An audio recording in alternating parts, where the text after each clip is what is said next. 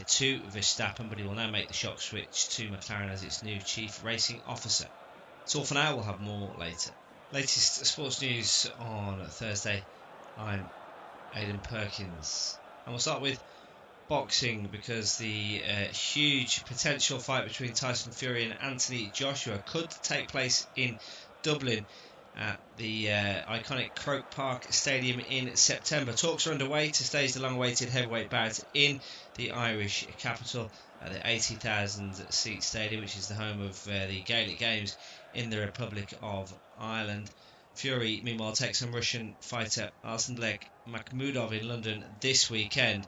But there are proposals and talks in the pipeline for the long-awaited fight between Fury and Joshua to take place later this year, and it could be in Dublin. Meanwhile, Scotland have confirmed they will play a friendly against Bolivia in New Jersey in the United States on June the 6th, which will be their final warm-up game before this summer's World Cup finals. Scotland are set to take part in the World Cup for the first time since 1998, and they will play in the USA, Mexico and Canada this summer. After the drama of the Champions League the past few nights, it's the Europa League and the UEFA Conference League that takes centre stage on Thursday. Aston Villa continue their bid for glory in the competition when they travel to Italian side Bologna. That's an 8 o'clock kickoff in the quarter-final first leg, while Nottingham Forest go to Porto, also an 8 o'clock start. Crystal Palace, meanwhile, are in action in the Conference League. They host Italian side Fiorentina at Selhurst Park, that starting at 8 as well. Just one other piece of football news, and Wolves goalkeeper Sam Johnston is set to miss the rest of the season. He is on the sidelines with a serious shoulder injury. In horse racing, the 2025 winner, last year's winner of the Grand National, Nick Rockett, has been withdrawn from this weekend's race at Aintree. Connections have pulled last year's winner out in what is a blow ahead of the Aintree showpiece on Saturday. Meanwhile, the big race on the first day of the Aintree Grand National Festival on Thursday saw brighter days ahead. Power to victory in the Aintree hurdle. In tennis, Jannik Sinner has defeated Thomas Machak 6-1, 6-7, 6-3 to reach the Monte Carlo Masters quarter-finals. While in cricket, Yorkshire off-spinner Dom Bess has signed a new contract with the county, which will see him stay until the end of the 2028 season. Finally, in Formula 1, McLaren has confirmed that Max Verstappen's race engineer Gianpiero Lambiase will be the team's new F1 chief racing officer from the start of the 2028 season. It's news that has huge ramifications for the F1 paddock, as he is the long-term serving race engineer to Verstappen, but he will now make the shock switch to McLaren as its new chief racing officer. It's all for now, we'll have more later. Latest sports news on Thursday. I'm Aidan Perkins, and we'll start with boxing because the huge potential fight between Tyson Fury and Anthony Joshua could take place in Dublin at the iconic Croke Park Stadium in September. Talks are underway to stage the long-awaited heavyweight bout in the Irish capital at the 80,000 seat stadium, which is the home of the Gaelic Games in the Republic of Ireland. Fury, meanwhile, takes on Russian fighter Arslanbek Makhmudov in London this weekend. But there are proposals and talks in the pipeline for the long-awaited fight between Fury and Joshua to take place later this year, and it could be in Dublin. Meanwhile, Scotland have confirmed they will play a friendly against Bolivia in New Jersey in the United States on June the 6th, which will be their final warm-up game before this summer's World Cup finals. Scotland are set to take part in the World Cup for the first time since 1998, and they will play in the USA, Mexico and Canada this summer. After the drama of the Champions League the past few nights, it's the Europa League and the UEFA Conference League that takes centre stage on Thursday. Aston Villa continue their bid for glory in the competition when they travel to Italian side Bologna. That's an 8 o'clock kickoff in the quarter-final first leg, while Nottingham Forest go to Porto, also an 8 o'clock start. Crystal Palace, meanwhile, are in action in the Conference League. They host Italian side Fiorentina at Selhurst Park, that starting at 8 as well. Just one other piece of football news, and Wolves goalkeeper Sam Johnston is set to miss the rest of the season. He is on the sidelines with a serious shoulder injury. In horse racing, the 2025 winner, last year's winner of the Grand National, Nick Rockett, has been withdrawn from this weekend's race at Aintree. Connections have pulled last year's winner out in what is a blow ahead of the Aintree showpiece on Saturday. Meanwhile, the big race on the first day of the Aintree Grand National Festival on Thursday saw brighter days ahead. Power to victory in the Aintree Hurdle. In tennis, Yannick Sinner has defeated Thomas Machak 6-1, 6-7, 6-3 to reach the Monte Carlo Masters quarter-finals. While in cricket, Yorkshire off-spinner Dom Bess has signed a new contract with the county, which will see him stay until the end of the 2028 season.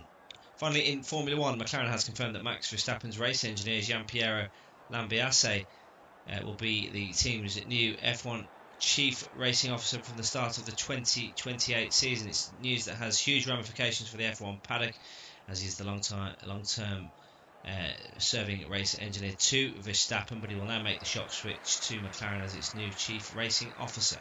That's all for now. We'll have more later. Latest sports news on Thursday. I'm Aidan Perkins, and we'll start with boxing, because the huge potential fight between Tyson Fury and Anthony Joshua could take place in Dublin at the iconic Croke Park Stadium in September. Talks are underway to stage the long-awaited heavyweight bout in the Irish capital at the 80,000 seat stadium, which is the home of the Gaelic Games in the Republic of Ireland. Fury, meanwhile, takes on Russian fighter Arslanbek Makhmudov in London this weekend. But there are proposals and talks in the pipeline for the long-awaited fight between Fury and Joshua to take place later this year, and it could be in Dublin. Meanwhile, Scotland have confirmed they will play a friendly against Bolivia in New Jersey in the United States on June the 6th, which will be their final warm-up game before this summer's World Cup finals. Scotland are set to take part in the World Cup for the first time since 1998, and they will play in the USA, Mexico and Canada this summer. After the drama of the Champions League the past few nights, it's the Europa League and the UEFA Conference League that takes centre stage on Thursday. Aston Villa continue their bid for glory in the competition when they travel to Italian side Bologna. That's an 8 o'clock kickoff in the quarter-final first leg, while Nottingham Forest go to Porto, also an 8 o'clock start. Crystal Palace, meanwhile, are in action in the Conference League. They host Italian side Fiorentina at Selhurst Park, that starting at 8 as well. Just one other piece of football news, and Wolves goalkeeper Sam Johnston is set to miss the rest of the season. He is on the sidelines with a serious shoulder injury. In horse racing, the 2025 winner, last year's winner of the Grand National, Nick Rocket, has been withdrawn from this weekend's race at Aintree. Connections have pulled last year's winner out in what is a blow ahead of the Aintree showpiece on Saturday. Meanwhile, the big race on the first day of the Aintree Grand National Festival on Thursday saw brighter days ahead. Power to victory in the Aintree Hurdle. In tennis, Yannick Sinner has defeated Thomas Machak 6-1, 6-7, 6-3 to reach the Monte Carlo Masters quarter-finals. While in cricket, Yorkshire off-spinner Dom Bess has signed a new contract with the county, which will see him stay until the end of the 2028 season. Finally, in Formula 1, McLaren has confirmed that Max Verstappen's race engineer Gianpiero Lambiase will be the team's new F1 Chief Racing Officer from the start of the 2028 season. It's news that has huge ramifications for the F1 paddock, as he's the long-term serving race engineer to Verstappen, but he will now make the shock switch to McLaren as its new Chief Racing Officer. That's all for now. We'll have more later. Latest sports news on Thursday. I'm Aidan Perkins, and we'll start with boxing, because the huge potential fight between Tyson Fury and Anthony Joshua could take place in Dublin at the iconic Croke Park Stadium in September. Talks are underway to stage the long-awaited heavyweight bout in the Irish capital at the 80,000 seat stadium, which is the home of the Gaelic Games in the Republic of Ireland. Fury, meanwhile, takes on Russian fighter Arslanbek Makhmudov in London this weekend. But there are proposals and talks in the pipeline for the long-awaited fight between Fury and Joshua to take place later this year, and it could be in Dublin. Meanwhile, Scotland have confirmed they will play a friendly against Bolivia in New Jersey in the United States on June the 6th, which will be their final warm-up game before this summer's World Cup finals. Scotland are set to take part in the World Cup for the first time since 1998, and they'll play in the USA, Mexico and Canada this summer. After the drama of the Champions League the past few nights, it's the Europa League and the UEFA Conference League that takes centre stage on Thursday. Aston Villa continue their bid for glory in the competition when they travel to Italian side Bologna. That's an 8 o'clock kickoff in the quarter-final first leg, while Nottingham Forest go to Porto, also an 8 o'clock start. Crystal Palace meanwhile are in action in the Conference League. They host Italian side Fiorentina at Selhurst Park, that starting at 8 as well. Just one other piece of football news, and Wolves goalkeeper Sam Johnston is set to miss the rest of the season. He is on the sidelines with a serious shoulder injury. In horse racing, the 2025 winner, last year's winner of the Grand National, Nick Rocket, has been withdrawn from this weekend's race at Aintree. Connections have pulled last year's winner out in what is a blow ahead of the Aintree showpiece on Saturday. Meanwhile, the big race on the first day of the Aintree Grand National Festival on Thursday saw brighter days ahead. Powers of victory in the Aintree hurdle. In tennis, Yannick Sinner has defeated Thomas Machak 6-1, 6-7, 6-3 to reach the Monte Carlo Masters quarter-finals. While in cricket, Yorkshire off-spinner Dom Bess has signed a new contract with the county, which will see him stay until the end of the 2028 season. Finally, in Formula 1, McLaren has confirmed that Max Verstappen's race engineer Gianpiero Lambiase will be the team's new F1 chief racing officer from the start of the 2028 season. It's news that has huge ramifications for the F1 paddock, as he's the long-term serving race engineer to Verstappen, but he will now make the shock switch to McLaren as its new chief racing officer. That's all for now. We'll have more later. Latest sports news on Thursday. I'm Aidan Perkins, and we'll start with boxing, because the huge potential fight between Tyson Fury and Anthony Joshua could take place in Dublin at the iconic Croke Park Stadium in September. Talks are underway to stage the long-awaited heavyweight bout in the Irish capital at the 80,000 seat stadium, which is the home of the Gaelic Games in the Republic of Ireland. Fury, meanwhile, takes on Russian fighter Alsenblek Makhmudov in London this weekend.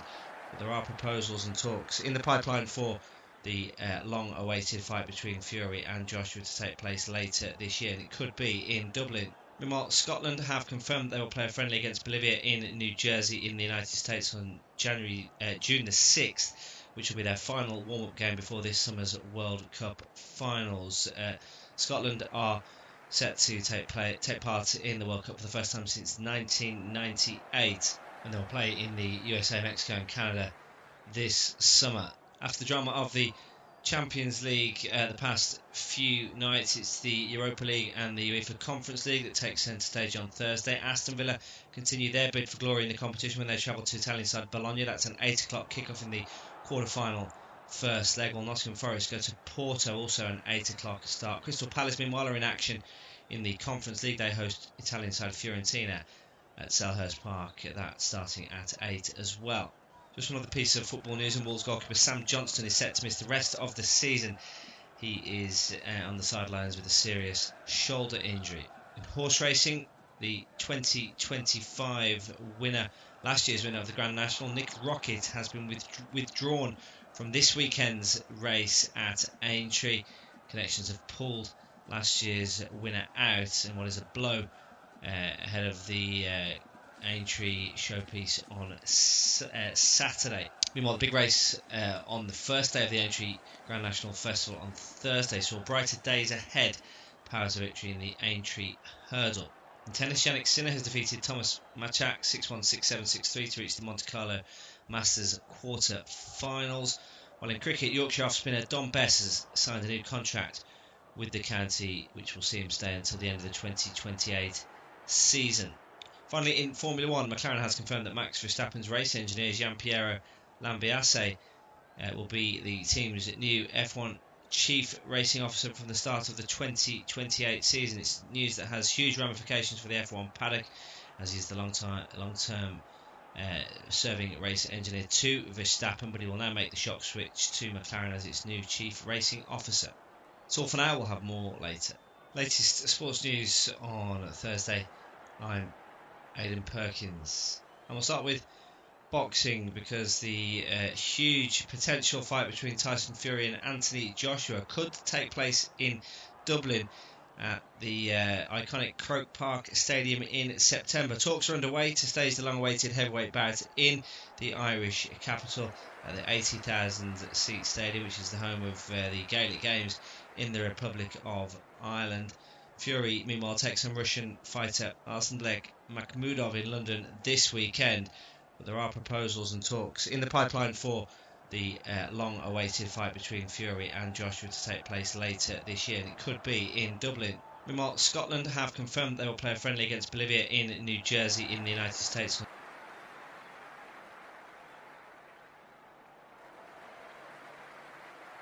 Costa, Mora, Varela, Throbalt, Pepe, Pietzuski. As for Forest, it's 9 changes for their win over Tottenham with only Murillo and Gibbs-White surviving. Chris Wood starts up front for the first time after 6 months out injured, so that's a huge boost for them. And the teams are as follows. For Porto, it's Costa in goal, the captain. Fernandez, Silva, Bednarek, Sanusi. Fofana, Rosario, Vega. And then it is Sainz, Moffi, Gomez in a 4-3-3. Forest have matched them with Ortega in goal, then Dominguez, Abbott, Murillo and Morato. McAtee, Yates, Gibbs, White, Bakwa, Wood and Ndoye. The game starts at 8 o'clock. Fast approaching in the Europa League encounter between Porto and Nottingham Forest. Good evening then and welcome to our coverage as Porto host Nottingham Forest in the Europa League. This time they've swapped roles. It was Forest that were the hosts back in October. Sean Dyche was in charge then and he masterminded a 2-0 success in what was one of the most comfortable nights' work Forest had for several months. Porto never got going at the races that night, but since then they've been in marvellous form, and it is this home form that has set them up. Their last defeat coming in December in the Cup to Gumarães at home. So magnificent arena. The game's just got underway. It's 7 changes for Porto, 9 for Nottingham Forest from their respective games last time out, and Forest last in action in that marvellous 6-pointer against Tottenham in the Premier League. For Porto, it's a 4-3-3, which has been matched by Forest. Porto go with Costa, Sanusi, Bednarek, Silva and Fernandez. Then it's Fofana, Rosario and Vega, Gomez, Moffi and Sainz to the front 3. As for Forest, it's Ortega, Dominguez, Abbott, Murillo and Morata. McAtee, Yates, Gibbs-White, then Bakwa, Wood and Ndoye. And the two teams making a pretty fast start, including Porto here, have managed to burst forward, and now they've got a chance with Moffi running through on goal, saved by Ortega. The follow-through will come again, and another good save by Ortega to his left, this time a lot more comfortable, but the reactions first class from the goalkeeper, and inside a minute we could have already had the first goal. Myself, Tom Hill and Rob Eddy are going to bring you all tonight's proceedings, and Forest fell asleep at the back there. Rob, Moffi, should he have done better? Well, I mean, he's gone early. I think he spotted a gap, and you've got to credit Ortega, but that's terrible defending, really. In the opening minute, they're opened up at the back, and I mean, he's gone through the middle as well. It's not as if they've just exploited a channel. He's through the middle. He's gone early. I think that was his intention. He could have taken it further, but obviously the keeper would have closed him down a little bit more. He just perhaps didn't quite execute. The follow-up effort was from outside the box, thinking that Ortega was a little bit out of position, but never quite got the contact. That's a massive let-off, really, for Nottingham Forest, considering it was a central position. And, well, you mentioned, obviously, in the first meeting of this season in the group stages, Porto easily beaten. I think home advantage is massive for Porto, and looking at that, I mean, it's unbelievable how much space he has in the first minute of a game. So it's a big let-off for Nottingham Forest. Maybe a sign of things to come. Yeah, you are right though about the finish. I think he probably could have took a touch and looked at another option. I do think Ortega's reacted well. It's quite a low shot. He isn't that thunderous though, so perhaps with a bit more power they'd have had an avenue to score. As interception high at the pitch by Ndoye. He's got Wood central. He's back after 6 months out injured. He's in the box. He's Wood as Ndoye looks for him, but it's cleared away at the near post by Thiago Silva. And yes, it is the ex-Chelsea and Paris Saint-Germain ace that is back there, and he's with Jan Bednarek. So a bit of a who's who of Premier League ex-players that are playing at the heart of this defence for Porto. As out from the back, Costa makes a mistake, shows too much of it to the defender Bakwa there, who's actually the winger, but he's dropped into right back to cover, and now Forest have fallen asleep and given the ball away. Francesco Farioli is giving out plenty of instructions early doors, because there's a bit of a helter-skelter feel to this. Both teams itching to get the ball down. It's a luscious green surface, the floodlights beaming on the pitch to really show the true colours of the night. And here is Forest on the attack with Bakwa in support. He's got 2 in the box for company. He's too slow though,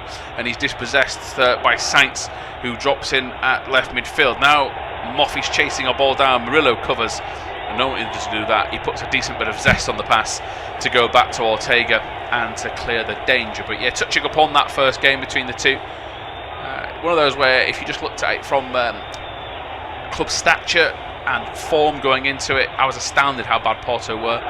They could have played for another 4 days and they wouldn't have scored. They were so poor, but as Rob has mentioned, this home form, the stadium, it's a real fortress, and it's where that European experience is going to come in, Rob, because they're an ex-Champions League winner. I think it's Porto and Benfica that are both inside the top 10 for Champions League wins ever. So this is an arena they're more than used to as a club.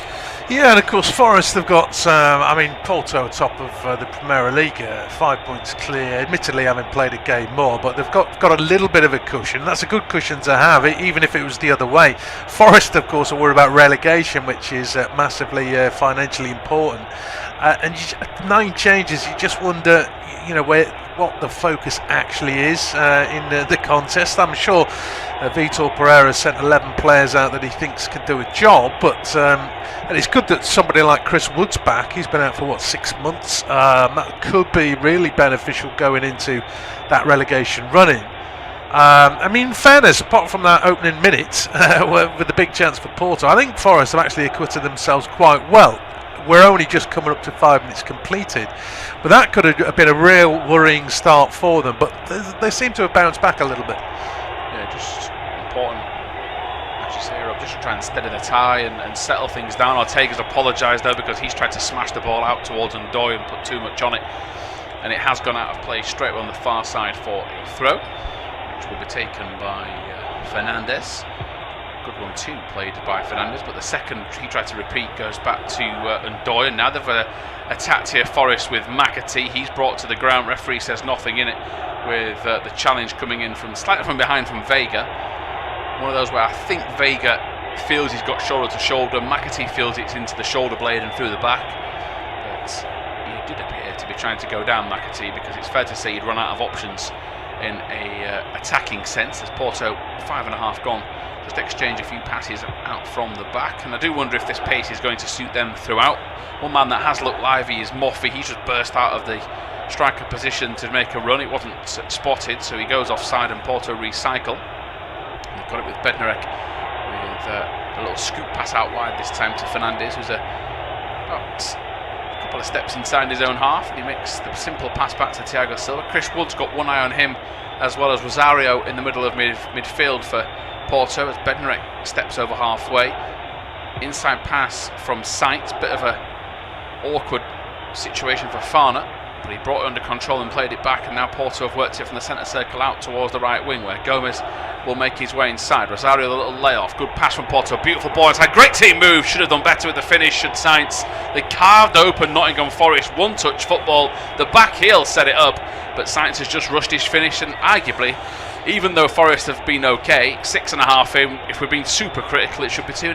Yeah, they were very patient in the build-up there, and I was thinking Moffy's a little bit isolated, but of course they're just biding the time, and it was a great ball into the feet of the striker, and the back heel was perfect. He took it first time and didn't get the contact. He's hit the target, but he's not hit it particularly hard, and it's a comfortable save. Of course, if he picks his spot, it's a different ball game, but it was a great ball in, lovely little run to create the extra space.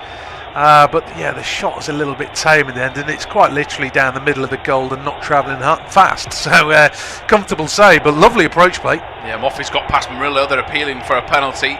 Referee tells him to get to his feet as Chris Wood tries to back in, shakes the head. Wood as he loses out, as does Sanusi. He runs into Bakwa. Bakwa gets it forward and now plays it into Yates. Good feet from Yates. Wood fires it out wide. Vitor Pereira, who's got ex-Porto connections himself, he's quick to jump off his touchline. They're loving the I guess, the physical battle, Porto.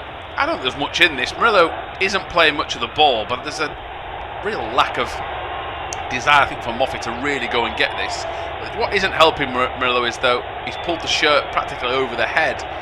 He's asking for a penalty. I think it'd be very weak to give this, but they are stopping the game, Rob, in order to check this. Yeah, I think it's outside the box for a start, so it's only got to be a free kick, and if you can give those, I don't think he quite made it into the box. But I mean, this is a problem with defenders, very handsy, and they'll argue there isn't much in it, but he's quite clearly stopping Moffey going to his right because he's pulling him to his left. The argument will be it's soft. And I kind of re-endorse it, but somewhere along the line you've got to stop it. It's the same with the foul that McAtee thought he had. I mean, there's not much context, and you can't. I think deeper in your European competitions, they don't give as many soft fouls. There's no doubt that he's got a whole clump of Moffey's shirt, and he is pulling him. He's not just holding it, he is pulling him. So if the referee and VAR aren't given a free kick for that, then it might take something special to actually get some kind of award.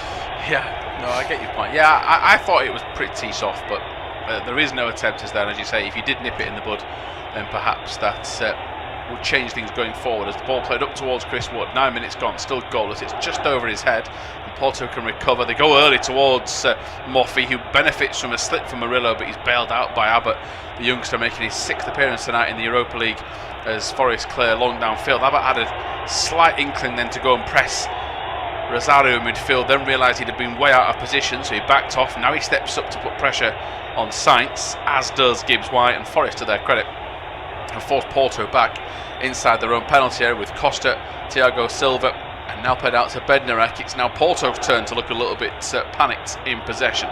Getting back into midfield was Dominguez, and he's done well to recover possession. Gets it to Bakwa. Bakwa turns inside. Great feat to skip away from midfielder Vega. Looking over the top to Chris Wood. A thumbs up from the New Zealander, who appreciates the pass. And it's a huge opportunity, this, to be out for so long. Obviously, Forest must be very confident he's fit and firing. I know he returned a few weeks ago in an academy game, but to put him straight in the firing line, you're asking a lot of his sharpness, if he's got a sight for goal. They're using him as a bit of not a battering ram, Rob, but an outball for long passes. They haven't stuck so far. Porto's certainly had the other side of things as Moffey is in support. There's a good attacking run coming in from Rosario, played in towards Moffey on a plate, tapping at the far post, and Porto scored, and Gomez gets it. They had a lot of support play, and the way they've played inside 10.5 minutes suggests they were always going to have chances. Moffey originally in a central position. I think it was Rosario pushing up to help out, but the ball across the 6-yard box, Rob, was begging for a touch. Moffey's leg's not long enough. Perfect place though for Gomez, 1-0. Yeah, I mean, it's a tapping in the air. I mean, it's brilliant play. I think it was Fofana who made the run, and he tried to sort of step over dummy, and it looked as though he was trying to be too clever because he inadvertently stopped the ball. But Porto are there. Forest don't recover. They're just struggling to catch up with players. It was a lovely weighted ball across. It was deliberate. It wasn't going for goal. And it's a nice tap in because he's in behind Abbott initially, but then he kind of trod on the ball. But Forest just don't react. They're still playing catch up. They don't realise they've got away with something, and they're not desperate to get back. Lovely ball in. It can't get any easier at the far post. 1-0. Yeah, you can't say they haven't deserved it. No, I was looking at Morato. He's chasing shadows. He stops his run and thinks, "Oh, we've covered this," and then he doesn't even realise it's going past him, and there's a tap in. Looking at it, it does appear to be more of a back three at times, doesn't it? This with Morato's like a left-sided prong of the three, and he was just a bit cold on his feet there to get going, and they've been found wanting. So a wake-up call for Forest. If they're going to be in this tie, they need to try and shut up shop for now. As Abbott turns past the on-rushing Sainz, it's up to Chris Wood. The point I was trying to make was they try to use Wood as like a focal point of the attack. Freiburg had taken the lead earlier by a 0-0 against Celta Vigo, by the way. Other games in this competition, there's only one of them. Bologna, Aston Villa is goalless. But yeah, really lacking the sight of Moffey. He's a big, powerful presence, but he covers ground very well. The 26-year-old Nigerian. And there's an offside flag here against Forest. And pretty much a different tell of the tape. While one team are getting the best out of their forward, who is making elusive runs, and Forest are struggling to get a hold of him, when Forest go long, Woodhaver loses it, he's not in the right position, or on that occasion they had an offside. And it's a big 10 minutes for them to just try and settle down a little bit. Yeah, I mean, there was that big chance in the opening minute, and I thought, there could be an own goal! Oh, there's an own goal from near the halfway line. It's drilled back. It's an own goal that Porto have scored, so it's 1-1. I mean, it's an incredible own goal. Obviously, Costa's off his line. He couldn't recover. It's in the back of the net. It's a 50-yard own goal. It's unbelievable. I can't believe this. Obviously, we're just chewing the fat about what they can do. Get a 10-minute response. There is your response, and it's handed to them. Oh, it's a shocker. It really is. I think it's Fernandes, isn't it? He's the man that is apologetic. There's a little slip originally, which nearly gave them an idea, and he's just played it, and I don't think Costa's at fault. He's just overhit this as Fernandes. It's a good pass if your keeper's in the right position. I mean, you see these every 5 or 6 seasons at any level, but not at this level. Europa League, Costa's panicked. He has no chance. I mean, if you're going to get back into a tie, Rob, that's a nice way to do it. Thank you very much. Yeah, Fernandes can't believe what he's done. I mean, it's one of those sort of, it's maybe like a drive on a golf club, but on a golf course, you don't really try and hit it, but you absolutely cream it. He's fizzed that so quickly that, I mean, nobody's within 30 yards of Costa. He's not expecting it to come at that pace, and he's certainly not expecting it to be off target. I mean, Forest don't deserve that. They've got it. I mean, Porto, of course, have created at least 3 big chances in the game, so they won't necessarily be worried, and that's a massive boost, absolute massive boost for Forest, because they weren't even threatening a turnover. It's just an unbelievable ping from Fernandes in the right back position. They've had a couple of shots which haven't nearly been as struck as sweetly as that, and it's 1-1. Ball out to the right wing, then the chance for Porto. Good ball it needed, it was provided. Abbott gets there first. This is not fully clear. Now it will be with Ndoye, and he gets a foul. A couple of incidents there in the far post. So there's a first man to slide in who's caught Ndoye, and then I think there's a second player that's got the second kind, caught his other trailing leg in Vega. I think Vega's the man that commits first, and there's a passenger in this who's a bit of collateral damage. So Gabriel Vega gets carded.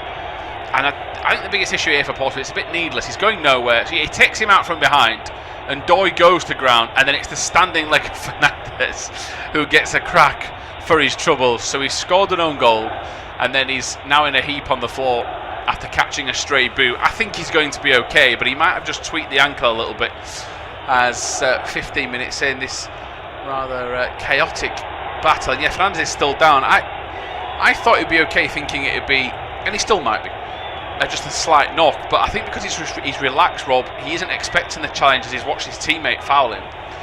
His body isn't expecting the contact, and he relaxes, and that's why I think he's rolled his ankle. I may be giving him a bit of credit on why he stayed down, but it is all a bit unnecessary. The challenge didn't need to be made. Yeah, the challenge didn't need to be made, but having said that, I don't think it was the worst challenge. I think it was one of those where he's sliding thinking he can sort of wrap his leg round Ndoye and win the ball. So I don't think he's actually going for the ball in the traditional sense of trying to go through the player. I think he's kind of just trying to wrap his arm round. Looking at a replay, he has landed on Fernandes, but even then it doesn't look entirely obvious how serious that potentially could be. I mean, it's just a bit of a flick in the end, isn't it? But I think that's what it is, just a flick, and I was thinking at first it's just an impact, he'll be okay, but I think he might have rolled the ankle as he's done it. So if he's got a slight sprain, you'd like to think maybe with a bit of TLC he can get back out there. Maybe the fact he's just scored an own goal, he wants a minute or two to try and just get his composure back a little bit. Porto were sending out quite an array of subs to just warm up and double check. There's doctors assessing him. They've applied a bit of spray and a bit of water. He doesn't look to be too comfortable though, as the game should be getting back underway now in a few seconds, as it has. So we'll bring you an update on Fernandes and his fitness as Forest with Murillo will take a touch inside his own half. Now he plays a crossfield pass. He's going to have to try and get on his bike here on Ndoye and recover possession, which he will. It's into Morato now. If you're just joining us, Porto 1, Nottingham Forest 1, and it has been enjoyable first 17 and a half minutes. An own goal from Fernandes just a few moments after Porto had taken the lead through Gomez.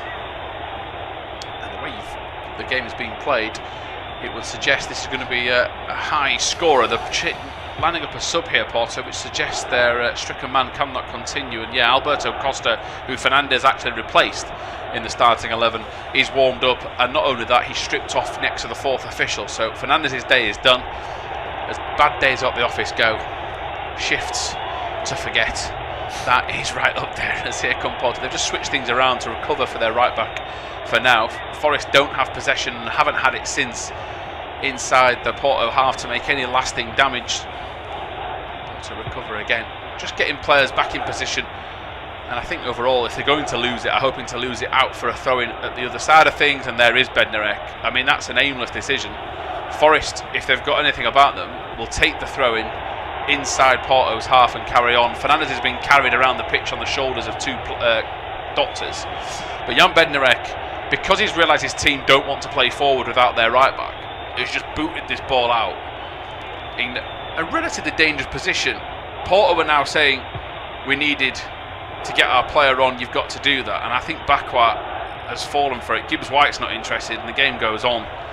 That's Porto's decision for me, Rob. I know you've got some old school tendencies. Are you thinking that's a bit too generous from Forest? No, I don't in this instance, largely because it's not late in the game. You know, when the players put the ball out in the 87th minute, they're time wasting. They've actually just won the ball back for us, and here they come. A shooting opportunity for Ndoye just to the left of the D. He's actually played it back out wide, and he's underhit the pass as well. That should be cleared. McAtee was the target. He hasn't really done anything to foul Costa, so it will be a throw-in to Nottingham Forest on the corner flag. I mean, he deliberately put the ball out, so I think that's fair enough in the opening 19 minutes of a game. He's not time wasting. They should have put the ball out sooner when they had the chance. I don't know what they were waiting for. It's their player that's down. They're defending with 10 men. They should have done it sooner. If this was in the second half, I'd have a different view. He's got soft as well. All out if I'm Forest. Get an attacking throw-in in the box. That is what they're lining up here. I think that's maybe the problem that Porto had. They didn't want to have to be on the receiving end of one of these long throw-ins, which Chris Wood's trying to get free from Rosario to attack. He's actually going out for a corner, right? And that corner flag is a terrible ball in from Bakwa, and he shakes their head in disbelief. There is clips being shown of Fernandes on a mobile phone, by all things. Now, whether that's at the actual injury itself, I hope they're showing him the own goal instead. That would be more comical. Show me what I did. Well, you did this first. There's 20 and a half minutes gone. Now Bakwa's ball in's better towards Gibbs White, headed away by Bednarek bravely out towards McAtee. Bakwa gets a second go at it if he wants it. In fact, he lays it off. McAtee now with a curling ball to the far post, headed away by Sanusi. Bit of a up and under from Forest. Goalkeeper and Sanusi for a split second didn't have the same page open in the same book, but eventually get it back, and now it's rolled out towards the under pressure Rosario, who I don't actually think wanted that ball. Sanusi smashes this forward up towards Moffi. Referee says no free kick. That's a big call considering he ended up in a heap on the floor. McAtee's twisted away from danger. He'll have a go left footed, takes a big deflection. That'll take this thing out of it, and it should roll back into Sanusi, who, though to Forest's credit with Gibbs White, is under pressure immediately. I'm quite liking the pressure from both teams, Rob. They're not exactly sitting back. They're trying to get in each other's faces. The sub confirmed by now as Alberto Costa, as we said, for Fernandes at right back. But yeah, there's quite a nice flow of the game. We get maybe little pockets where they just try and regroup, but I'm liking the front three of both to try and assert the pressure. We'll get your thoughts now as the ball goes out for a throw-in at 1-1. Yeah, it's. I mean, this is actually the best period that Forest have had in the game. I mean, it's sort of coincided when Porto started the period with 10 men.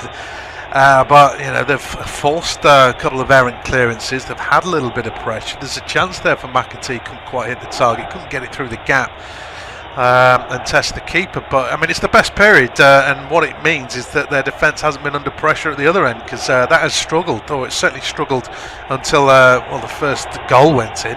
They had three decent chances for Porto and scored with one of them. Could have been 3-0 up. Game could have been done regardless of own goals, but. It's a big turnaround. Forest needed something. They got a massive lift with the own goal, but I think the last couple of minutes they've actually played all right. Yeah, it has been a bit better, doesn't it? I think the biggest difference I've noticed is they've not had as much defensive work to do. Ortega's been a slight passenger, probably got his breath back from a frantic few opening exchanges as Porto with Sanusi play it down the line to Sainz. Sanusi has a little central look towards Rosario, nearly picked him out. Ortega's coming off his line, headers into midfield. There's an ambitious effort coming here from Vega. I think Rosario was offside, or he should have been. The flag has actually stayed down, so that would have been an interesting viewpoint, because if they can play Rosario in and he isn't offside, he could then turn around and have a shot. But I thought he was way off. I thought the official was a bit slow to get his flag up. Or, well, he didn't put his flag up. Well, I mean, if it was tight, it was tight. I mean, they didn't reach the target anyway. I mean, I've got a problem there with Forest defence. Just saying how they're playing all right, but there was a 2-on-1 situation. If that ball wasn't as high as it was initially, there's 2 against 1, and then when the clearance comes in, there's another chance. All of a sudden, it's the parting of the Red Sea, and whether he's offside or not, he's in acres of space, and he wasn't that far beyond the back line. I don't know what they're doing in the defensive positions, Nottingham Forest. Again, they look massively open.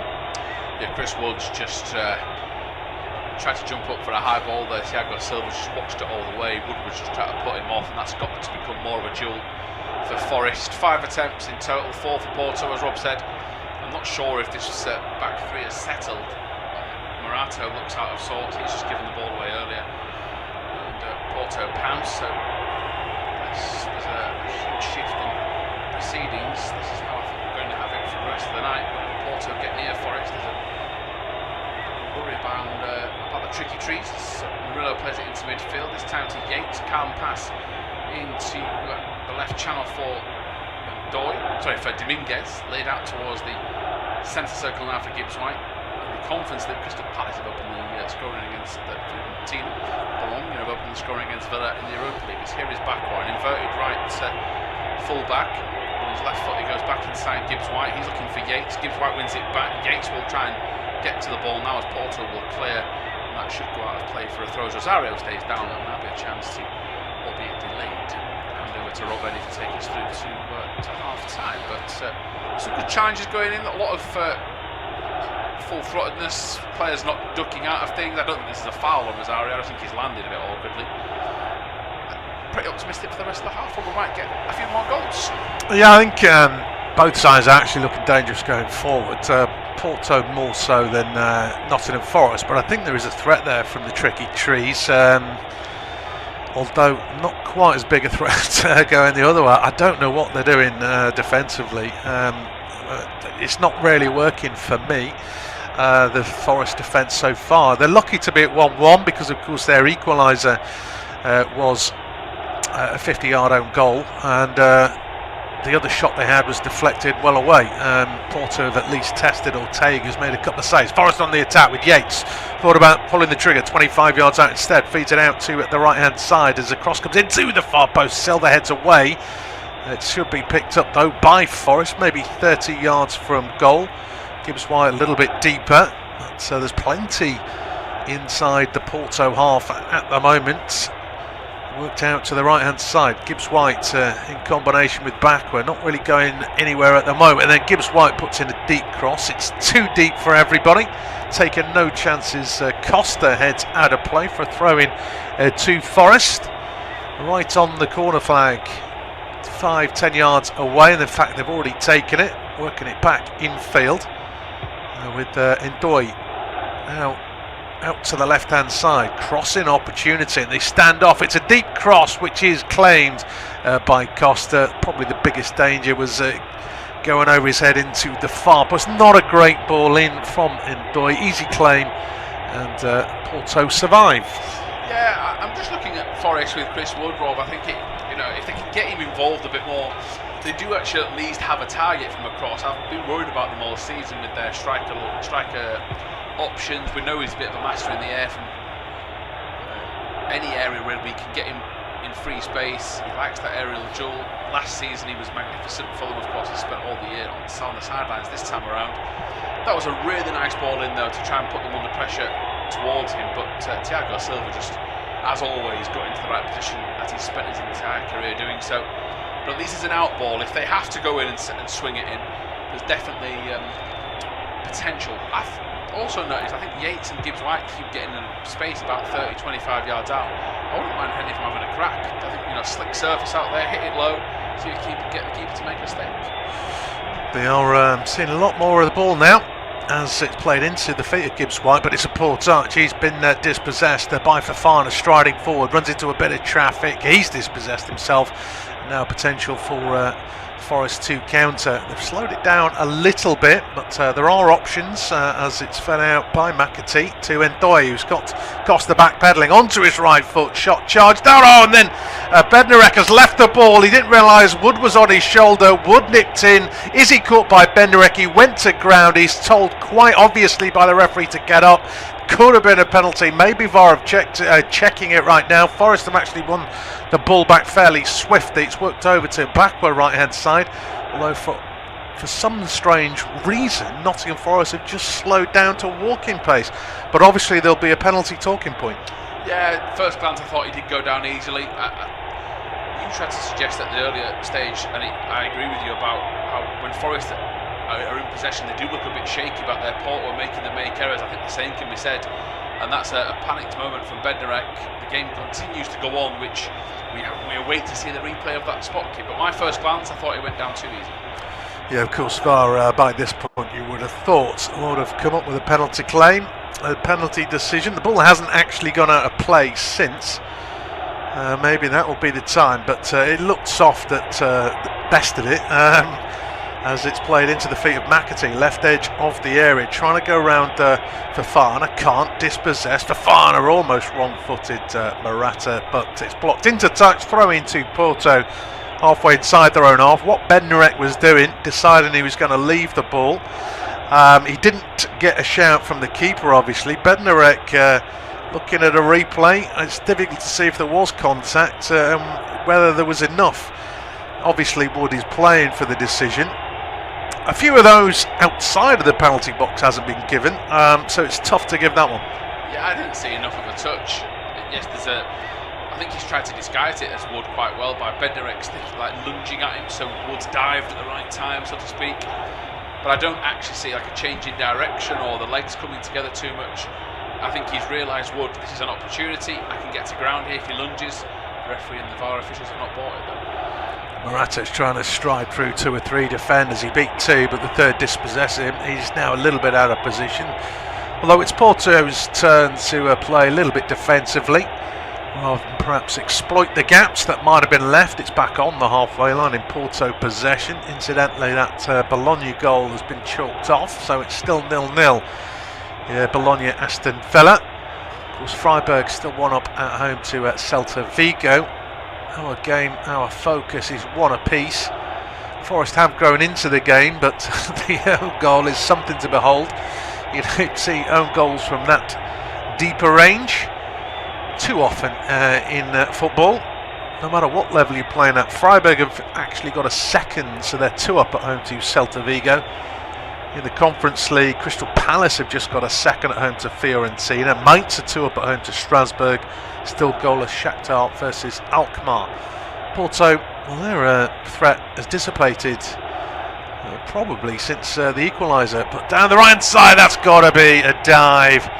Absolutely no contact at all. Made it obvious. The fact he's got up quickly suggests that he knows there wasn't a contact. But if you don't button for trying,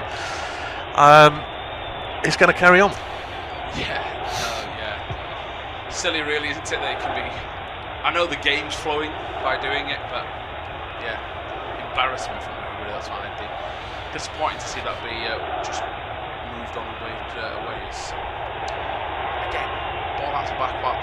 Porto shutting down quite well. We'd like to see maybe a bit of an option down the flanks. Gibbs White, I think, is the man that's tasked with helping Bakwa out, but he can't do everything. Sometimes in the middle, but they're lacking that extra bit of zest, I think, out wide, somewhere to get more space and let Bakwa's legs open. It doesn't really bode well that he's an inverted fullback and his left foot. Yeah, 32 minutes on the clock. There's 1 free kick, which suggests that Marco Guida, the official, is doing something right.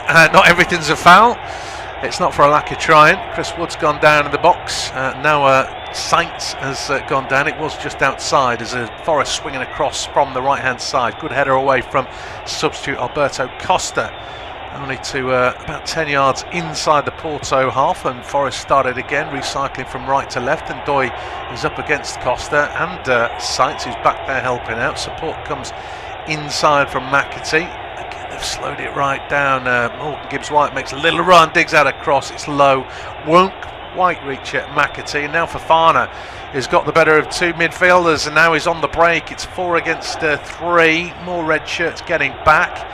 Chris Wood has absolutely haired back to get into a central defensive position. There's a drilled in cross from Fofana, is blocked by the legs of Morata, and now there's a counter on the other way for Nottingham Forest. Gibbs-White actually slows it down, but that would be my problem. Chris Wood has sprinted as a striker and his teammates weren't doing that.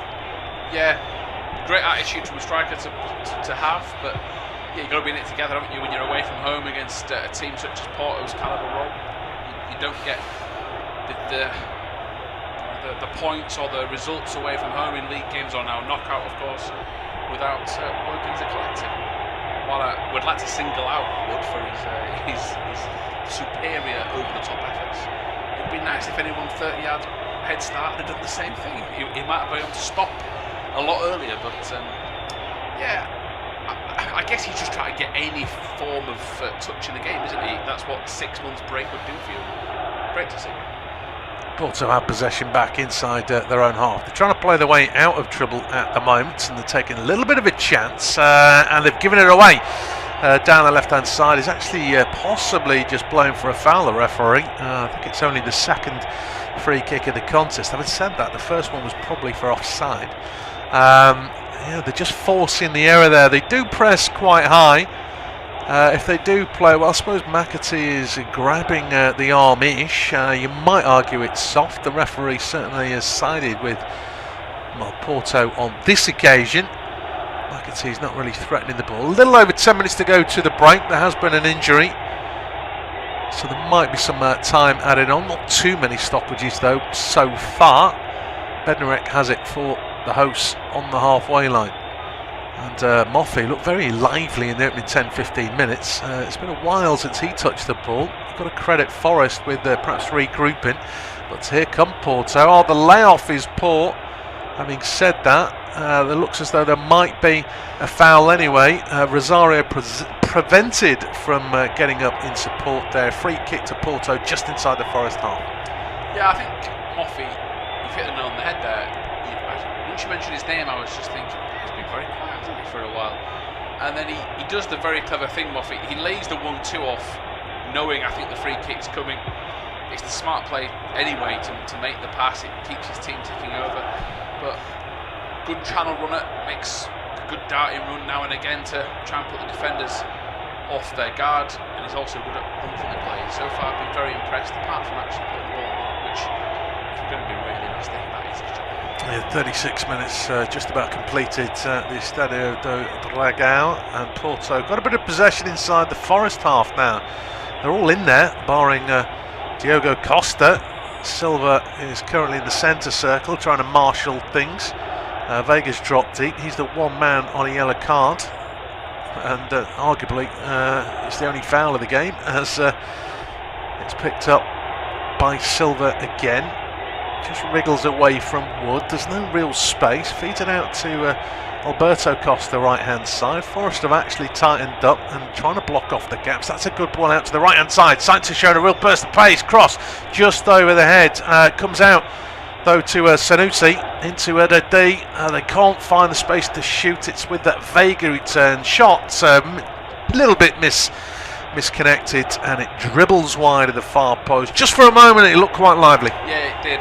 The crossing is good, isn't it? Because it just puts everyone on the back foot.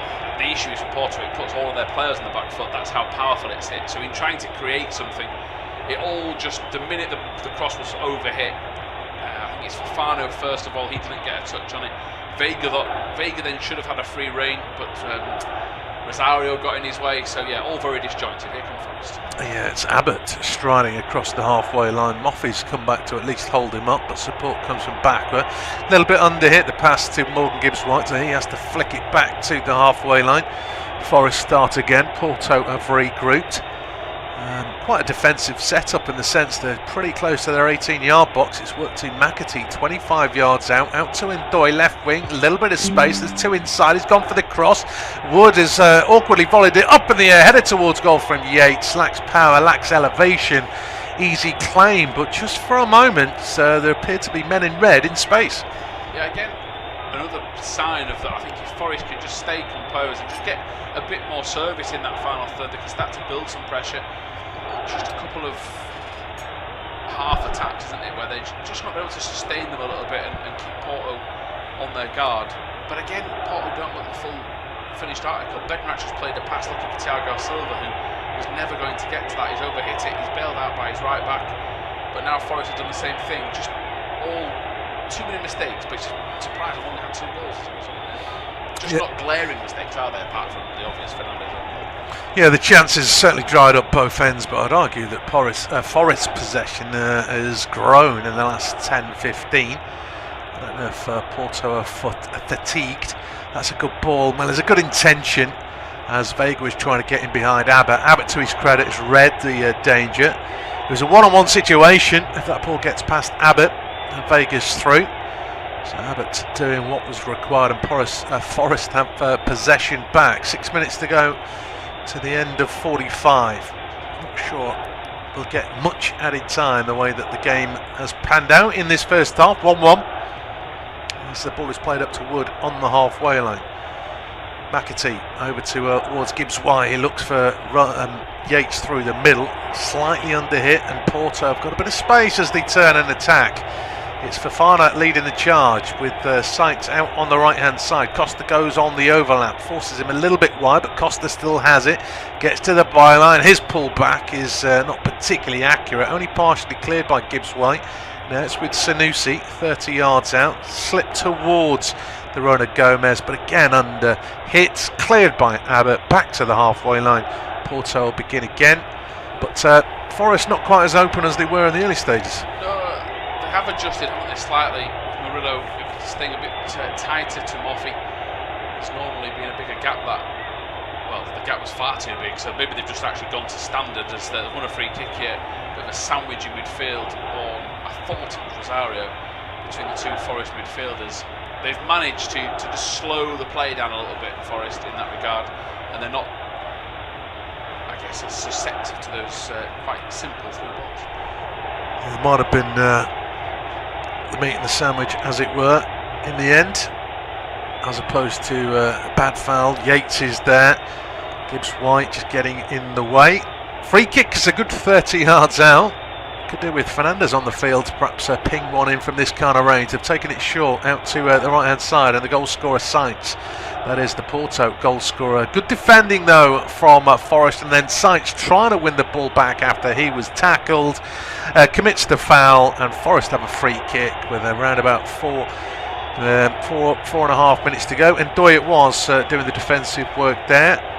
Yeah, he's grabbed him by the shirt before he might have got a stud on the ball.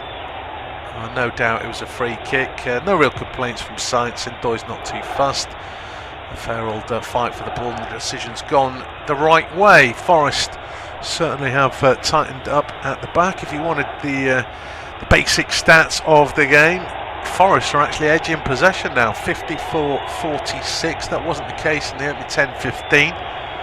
I mean, it really looks as though that own goal, maybe it's the fact the ball is played back to Diogo Costa, who has to juggle it before he clears, and it doesn't go particularly far. That's a slight miscontrol from Ndoye and goes into touch, Porto have a throw in. Maybe it's the fact that Fernandez has gone off injured, I don't know, but possession, territory, chances, they have dried up since Fernandez has put through his own net. Yeah, it's not a good look for him. He's reading the data. I don't know whether that's made Porto just tighten up a little bit and then maybe not as flamboyant as they were. I think it's more credit to Forest overall that they're shifting priorities. They've just been a bit more careful. I think Yates has dropped a bit deeper. Gibbs-White is maybe not as passive as he was going forward, and they've just made things a little bit more awkward. And it's the right approach. If you're away from home, tighten up, make Porto work for every opportunity. And if you get beat, you get beat. But at least give your travelling army something to smile about, and then give yourself a platform for the second leg. And I think Porto maybe have just struggled to break down Forest, and they might need the half-time break to just get that mojo back a little. Yeah, of course, Forest know that they've already beaten Porto at the City Ground this season. And so if they can take a positive result, at the moment it doesn't really look like a victory, because they haven't yet tested Diogo Costa in the Porto goal, whereas Ortega's made a couple of saves for Nottingham Forest.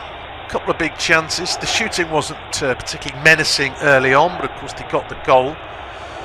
Yeah, to me it just looks as though that own goal has really taken the wind out of Porto's sails, so much that Forest are now just edging possession. Not much in it. This might be changing with this little period of possession for the home side, but inside the final 2 minutes of the first half, Bednarek feeds it out to the left hand side. Sanusi stood still, plays it back to Bednarek, infield to Silva, who's the deepest Porto player. He's a good 10-15 yards inside the Forest half, but it is all at walking pace. Fed out to the left-hand side, the right-hand side. Sainz whips in across, and he's straight into the arms of Ortega. Muffy stops him throwing it out quickly. I don't think Forest necessarily want to get the play restarted quickly with a little over a minute to go, and eventually Ortega hits it long, somehow bounces through to Ndoye. Wood might just have been caught. No, it's an offside against Ndoye. Free kick to Porto, approaching the halfway line into the final minutes of the first half. It's 1-1. It's been a while since those goals went in, of course. A lovely crafted goal for Gomez to put Porto in front, but 2 minutes later, I keep saying it, Fernandes has drilled it in from 50 yards out to equalise. That was an own goal if you didn't know. But since then, Forest have arguably given as much as they've got. All the chances appear to come early on.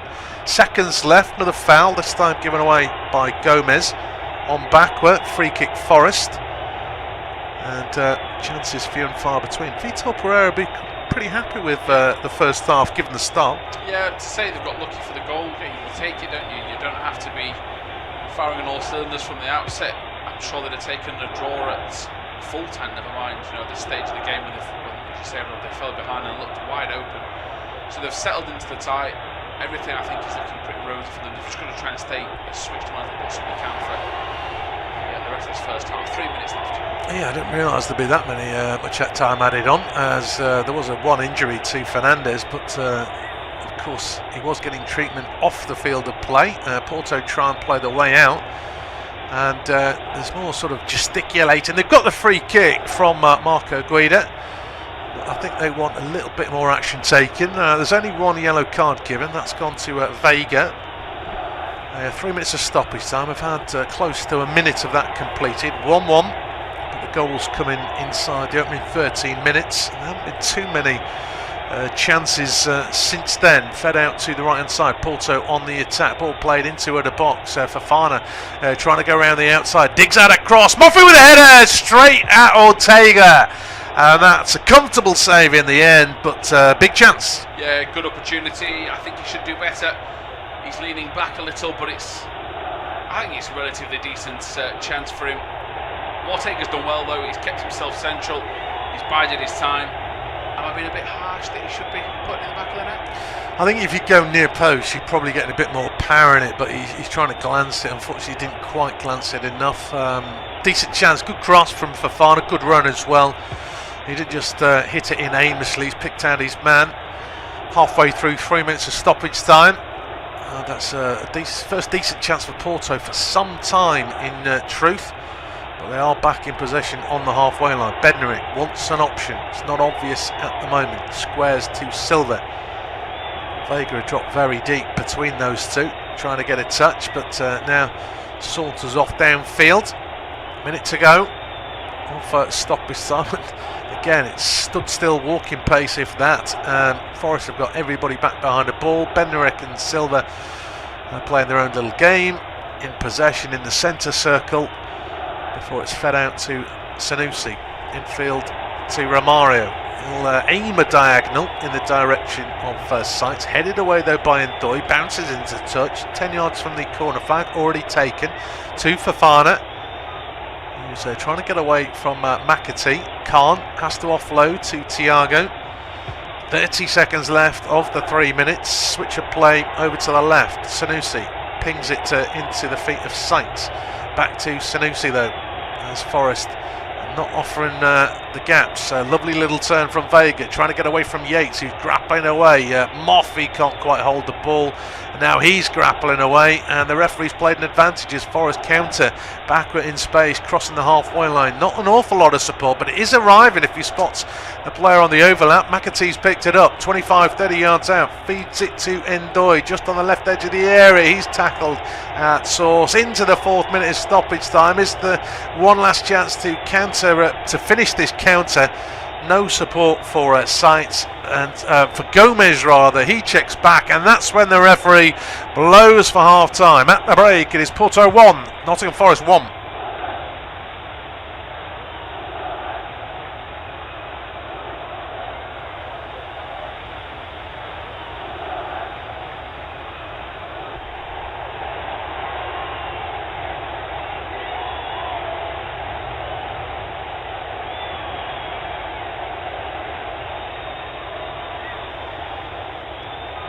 Half-time at the Estadio de Drago, and it's one apiece between Porto and Nottingham Forest. The opening goal of the game coming after 11 minutes. A beautiful cross in from the left-hand side. Found its way to Gomez from Gabriel Vega's cutback, and he tapped into an empty net. But Martin Fernandez scored a calamity on goal 2 minutes later as he played a simple back pass that should have been on a plate for his goalkeeper. He's fired it past him. Forest have settled down after a shaky start and now having more possession. Let's see if they can contain Porto. 1-1 at the break.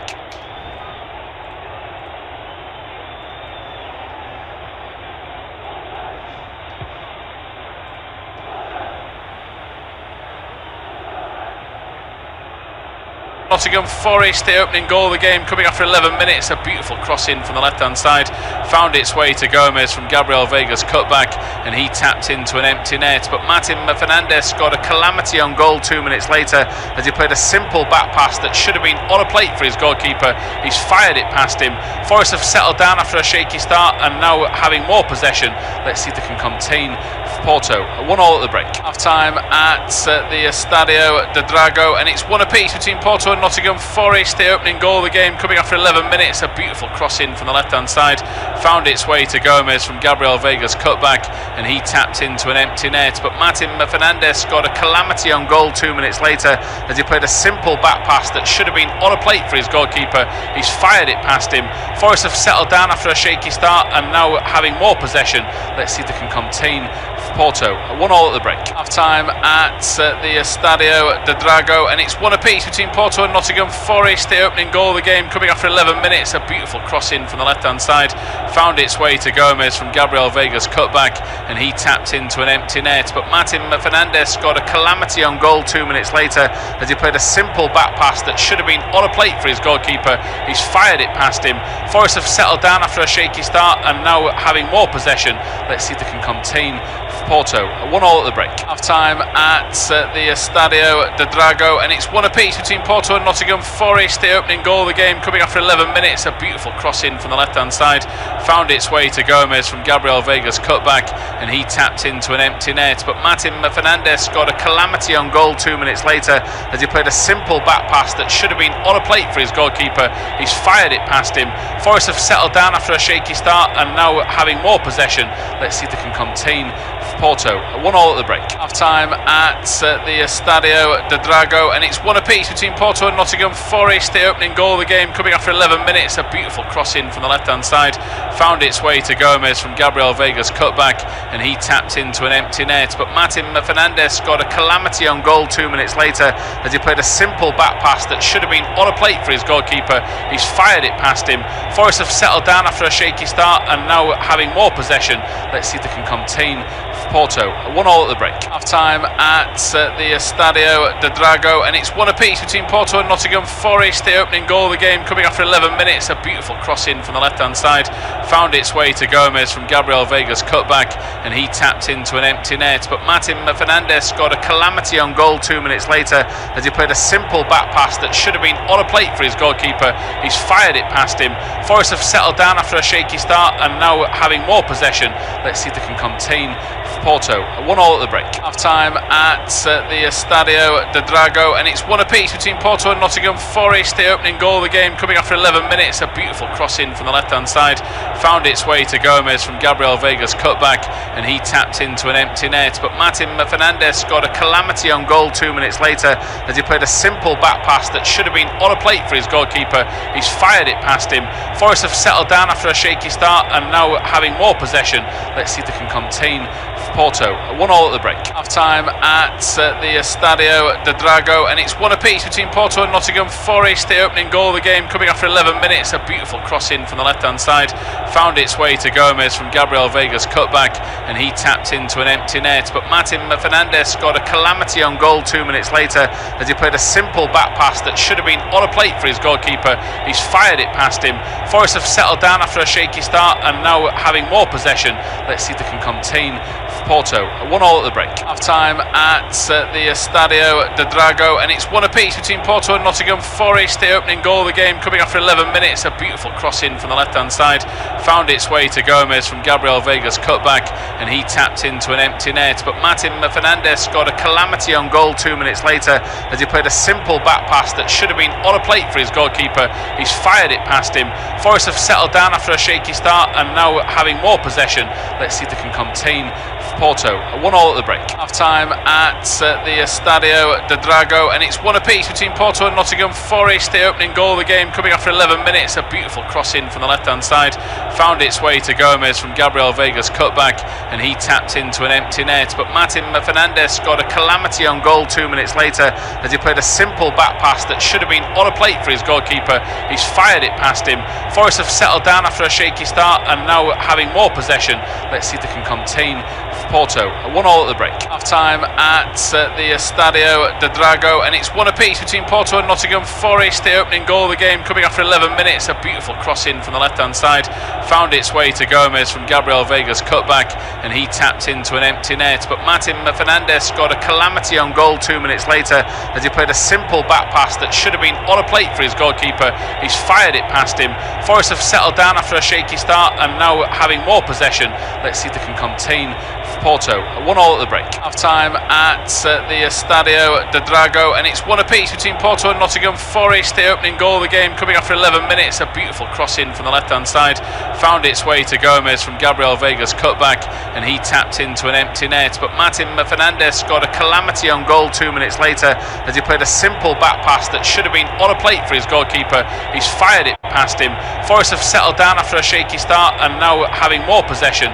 Let's see if they can contain Porto. 1-1 at the break. Half time at the Estadio de Drago, and it's 1 apiece between Porto and Nottingham Forest. The opening goal of the game coming after 11 minutes. A beautiful cross in from the left-hand side. Found its way to Gomez from Gabriel Vega's cutback, and he tapped into an empty net. But Martin Fernandes scored a calamity on goal 2 minutes later as he played a simple back pass that should have been on a plate for his goalkeeper. He's fired it past him. Forest have settled down after a shaky start and now having more possession. Let's see if they can contain Porto. 1-1 at the break. Half time at the Estadio de Drago, and it's 1 apiece between Porto and Nottingham Forest. The opening goal of the game coming after 11 minutes. A beautiful cross in from the left-hand side. Found its way to Gomez from Gabriel Vega's cutback, and he tapped into an empty net. But Martin Fernandes scored a calamity on goal 2 minutes later as he played a simple back pass that should have been on a plate for his goalkeeper. He's fired it past him. Forest have settled down after a shaky start and now having more possession. Let's see if they can contain Porto. 1-1 at the break. Half time at the Estadio de Drago, and it's 1 apiece between Porto and Nottingham Forest. The opening goal of the game coming after 11 minutes. A beautiful cross in from the left-hand side. Found its way to Gomez from Gabriel Vega's cutback, and he tapped into an empty net. But Martin Fernandes scored a calamity on goal 2 minutes later as he played a simple back pass that should have been on a plate for his goalkeeper. He's fired it it past him. Forest have settled down after a shaky start and now having more possession.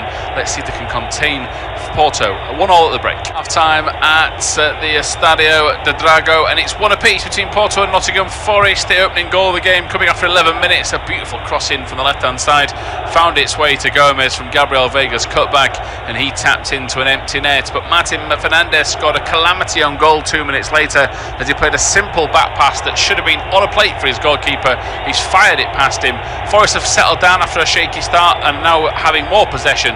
Let's see if they can contain Porto. 1-1 at the break. Half time at the Estadio de Dragão, and it's one apiece between Porto and Nottingham Forest. The opening goal of the game coming after 11 minutes. A beautiful cross in from the left hand side, found its way to Gomez from Gabriel Vega's cutback, and he tapped into an empty net. But Martin Fernandes scored a calamity on goal 2 minutes later as he played a simple back pass that should have been on a plate for his goalkeeper.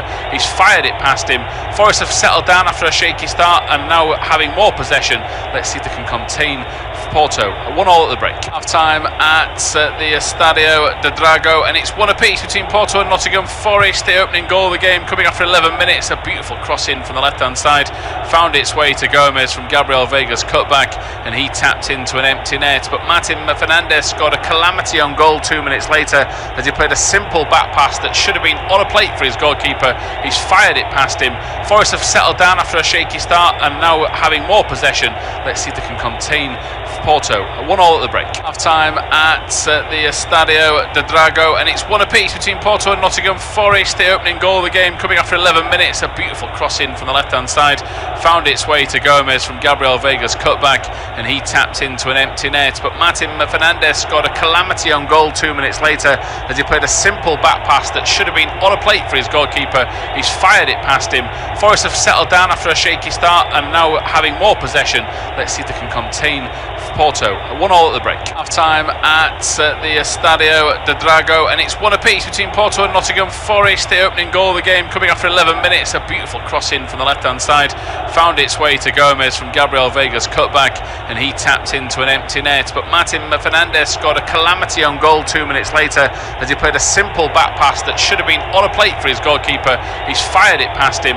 Forest have settled down after a shaky start and now having more possession.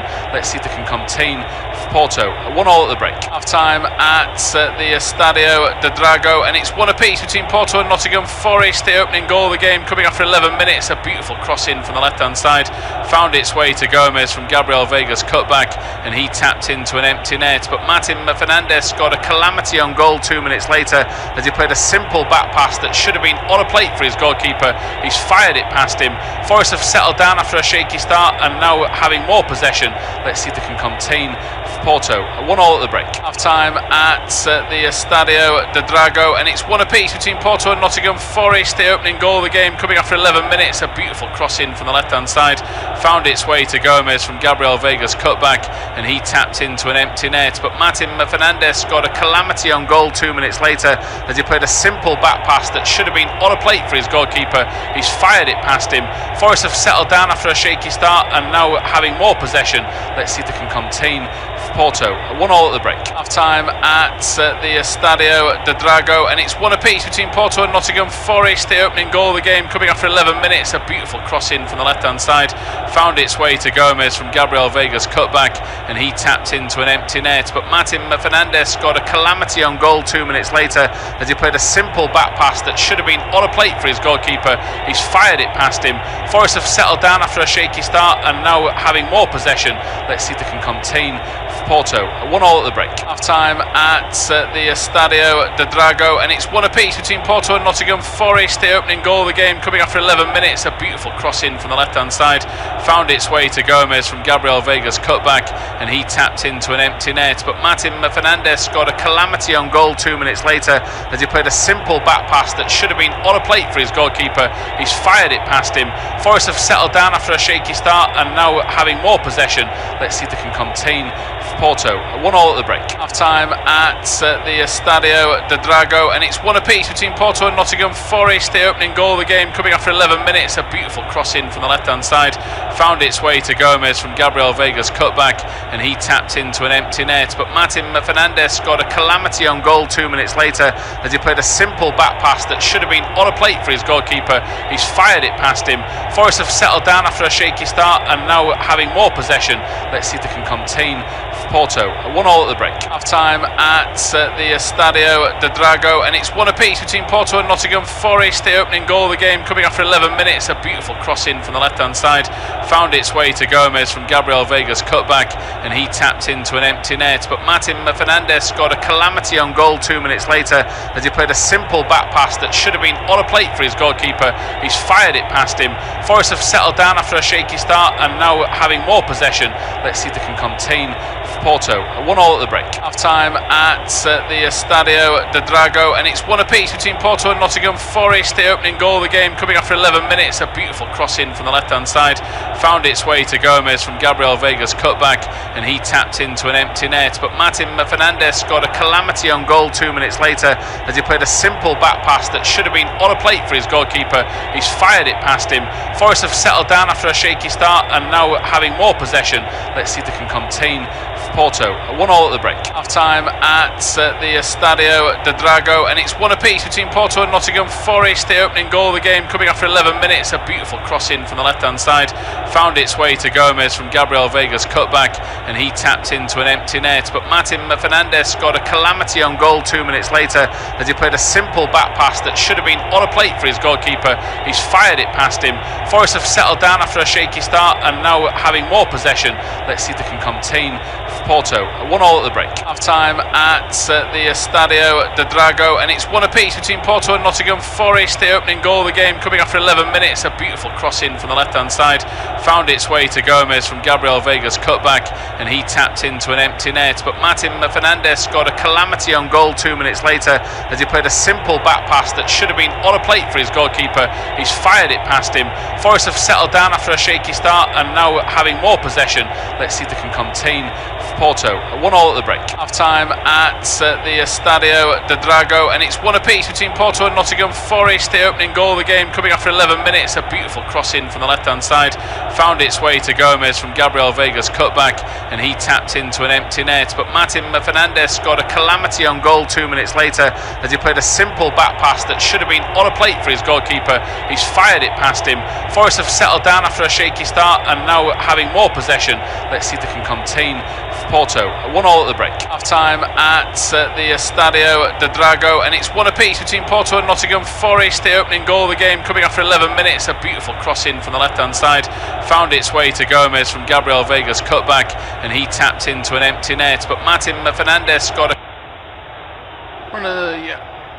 I guess a very quick second half start, but for then it just got checked. Porto 1, Nottingham Forest 1. That was a rather hopeful long ball forward from Porto, who tried to shut it down immediately, which they did. They nearly scored inside 50 seconds of the first half.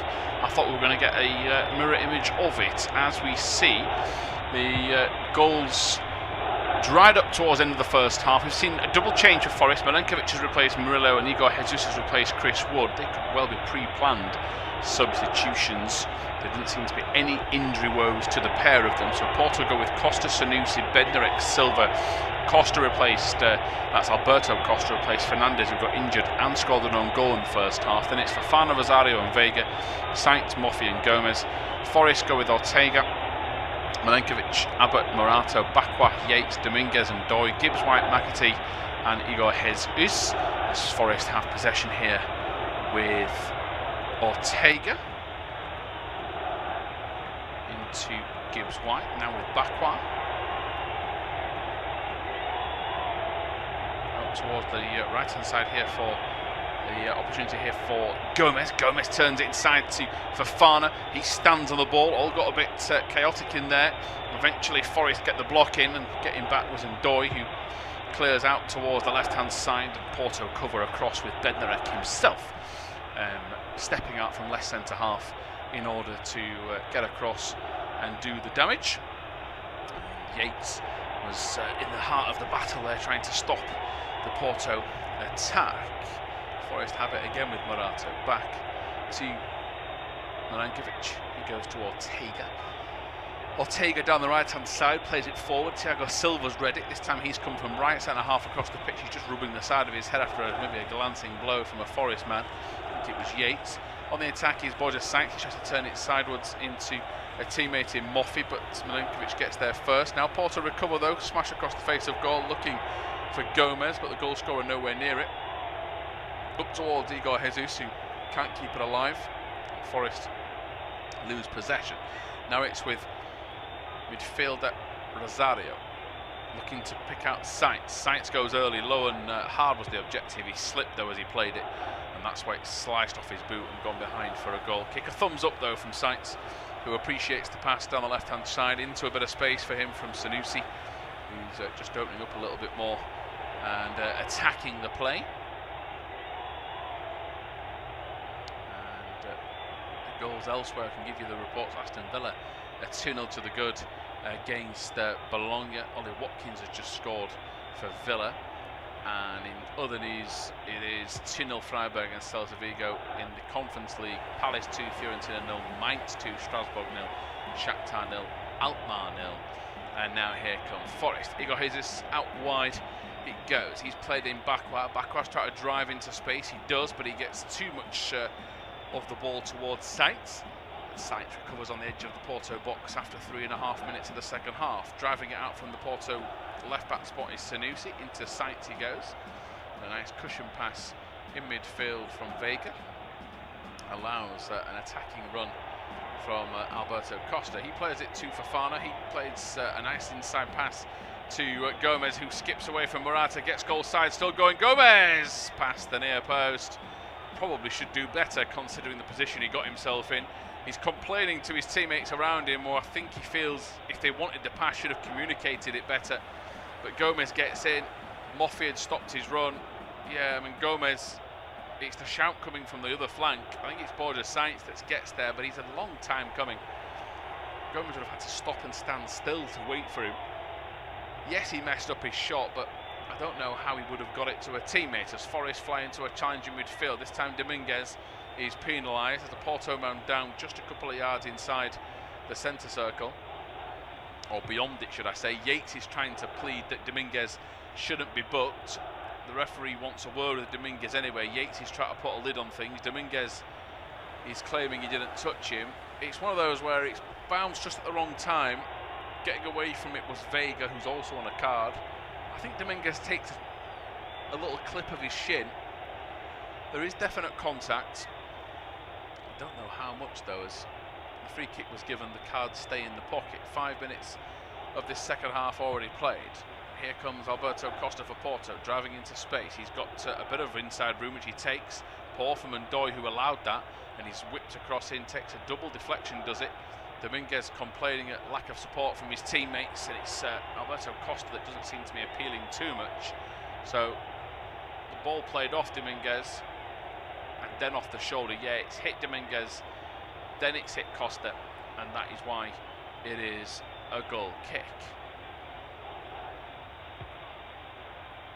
And one apiece.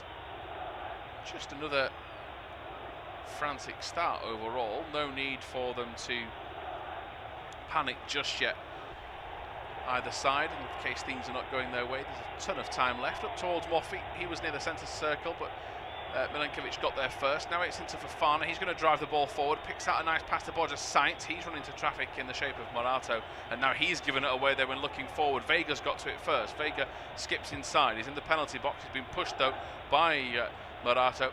Referee tells him to get to his feet, and it's played into midfield for Rosario. Now it's out to Alberto Costa, out towards the right flank for goalscorer Gomez. Here is Fofana. Further wide to Alberto Costa, looking for Moffi, gets in the way as Abbott is behind for a corner. So if you are just joining us, Wood and Murillo replaced by Igor Jesus and Milinkovic. They're the only two changes at the break. Second half has started just as energetic as the first, just a little less quality in terms of shooting opportunities in the final third. Porto's fans not too bothered though. They're rallying their troops as Alberto Costa gets forward for this set piece.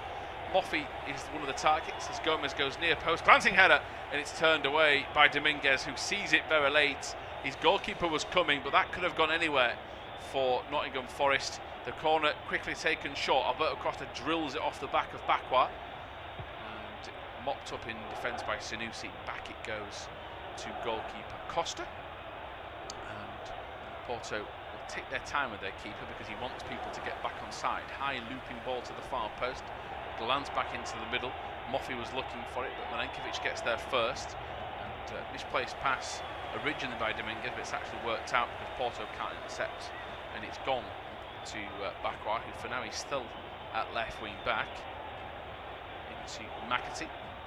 Back to Dominguez, who has been very vocal in this second half, asking for a lot more from his teammates. He's been involved in a few 50-50 challenges.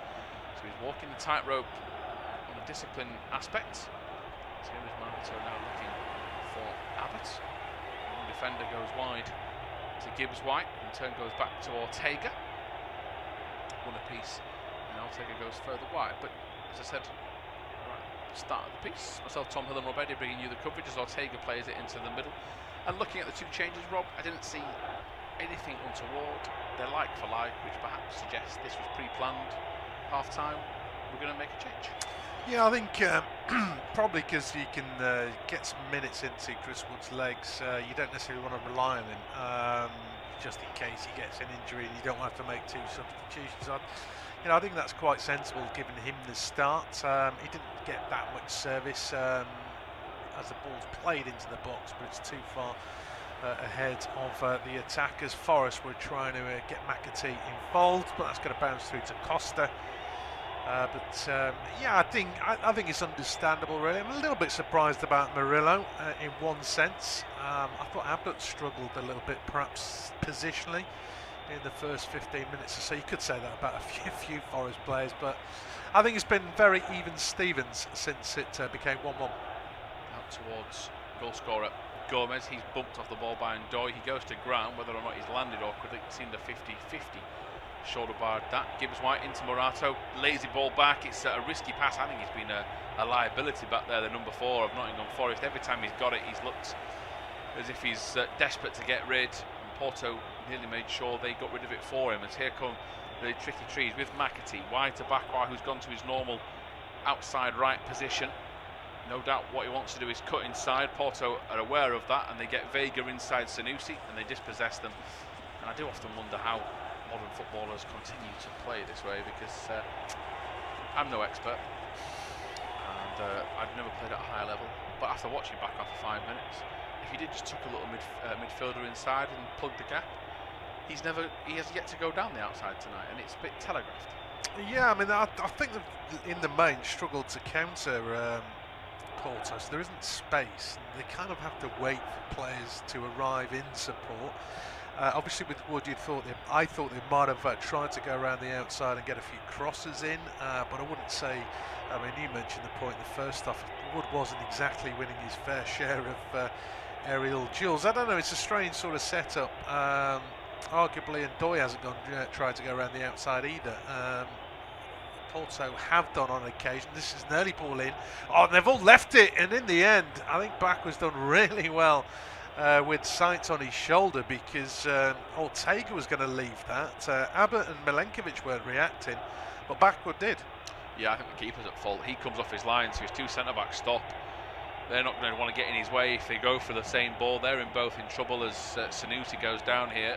Porto are asking for a free kick. The referee says play on. Sanusi's getting back to his feet slowly, and we will play on. 56 minutes gone, still one apiece. But yeah, I thought, if you're a goalkeeper, I know you can change your mind as a goalkeeper, but you come off your line that decisive moment when it's coming across your body, you've got to make the decision and go for it. As Morato this time actually does do a good bit of defending, and he gets in the way of a through ball that was looking to split open the Forest defence, and the same thing for Forest on the other side of things, but Dominguez overhits it while looking for McAtee, and that is a pass that goes astray as Costa comes off his line to clear downfield. And the frustration there is that you could see the potential unfolding, as that's an awkward bounce for Milenkovic. He rides the challenge of Moffey, lets it to, sorry, it's actually Abbott. He's done very well. Moffey tried to flick it round him. Abbott stood his ground. It hits him in the chest, maybe even the neck, and it goes back into Forest hands. Here is Gibbs-White. He rolls it into Dominguez. We've seen more of the ball second half than I think in the entirety of the first. There's a couple of 1-2s there with McAtee, Gibbs-White, the trio of them exchanging passes, but out to Bakwa again, but no intent for them to get down the line. And I I do like a good fullback in the modern game, Rob. A wing-back gets forward, gets into the box. It can help you have an extra avenue for success. I don't particularly believe in inverted wing-backs, and so far I'm yet to see if this can work. Here's McAtee. He'll have a go from range. Left-footed stings the palms of Costa, who's dipped to his left-hand side. Backwards trying to get up in support, and he's nearly won it back. He's done well for Forest to at least pen them in, and Porto concede a throw-in. But I tried to allude to it in the first half. I thought somebody in Forest colours should have hit one from 25 yards out, because that's where a lot of space has been. Finally, after nearly an hour, McAtee does it. Yeah, it's a decent striker as well. He's hit it nicely. He's got power, just not quite high enough. Maybe a shoulder height if a keeper was stood up, maybe just a little bit below that. If that's a bit higher, diving to his left, Costa might not get there. But the space certainly opened up. Fofana just got outnumbered in the middle there, and he gambled trying to win the ball. And all of a sudden, there is space behind, not behind the defence, but behind that midfield. They're going to make a change, Porto, another change, and Forest are just starting to go into the second half. I thought it was positive at the start for Porto this period, but they're just struggling to break down Forest in truth. The last attack, I thought Abbott got a little bit lucky in the sense I don't think he should have let the ball bounce. If he deals with that and goes to win the header, then there isn't a problem. But because it bounces, then I think Moffey is all of a sudden interested. But it came to nothing. Porto have made changes, still 1-1. Yeah, Pepe, Dennis Goul and Victor Froholt. Froholt started in the last game, as did Pepe. And it does appear the number 27, Dennis Goul, has gone straight up front, making way Moffey, Sainz and Vega. Vega threw his wrist tape at the advertisement boards in frustration.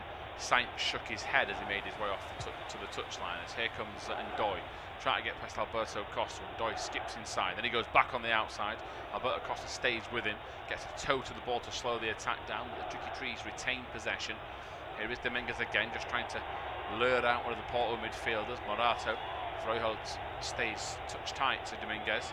Here's Gibbs White, little avenue inside, he's overhit. Well, I don't actually know what he's done. I think he gets caught in two minds. He wants to play a crossfield ball, realises it's not on, as Williams and Hutchinson are preparing to enter the game. I know European ties are perhaps second nature to teams compared to league situations. I don't necessarily think this is the case with these two. Just maybe, Rob, a bit of match practice, the fact it's been a 2.5-week international break, you're getting your key players off, you get your minutes into them, but you don't risk them. Maybe the second leg is when both are going for broke.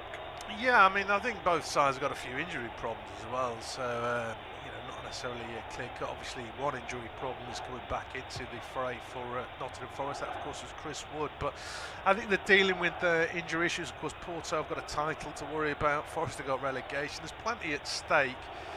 And as long as Forest, because I don't think they've been overly ambitious, Forest.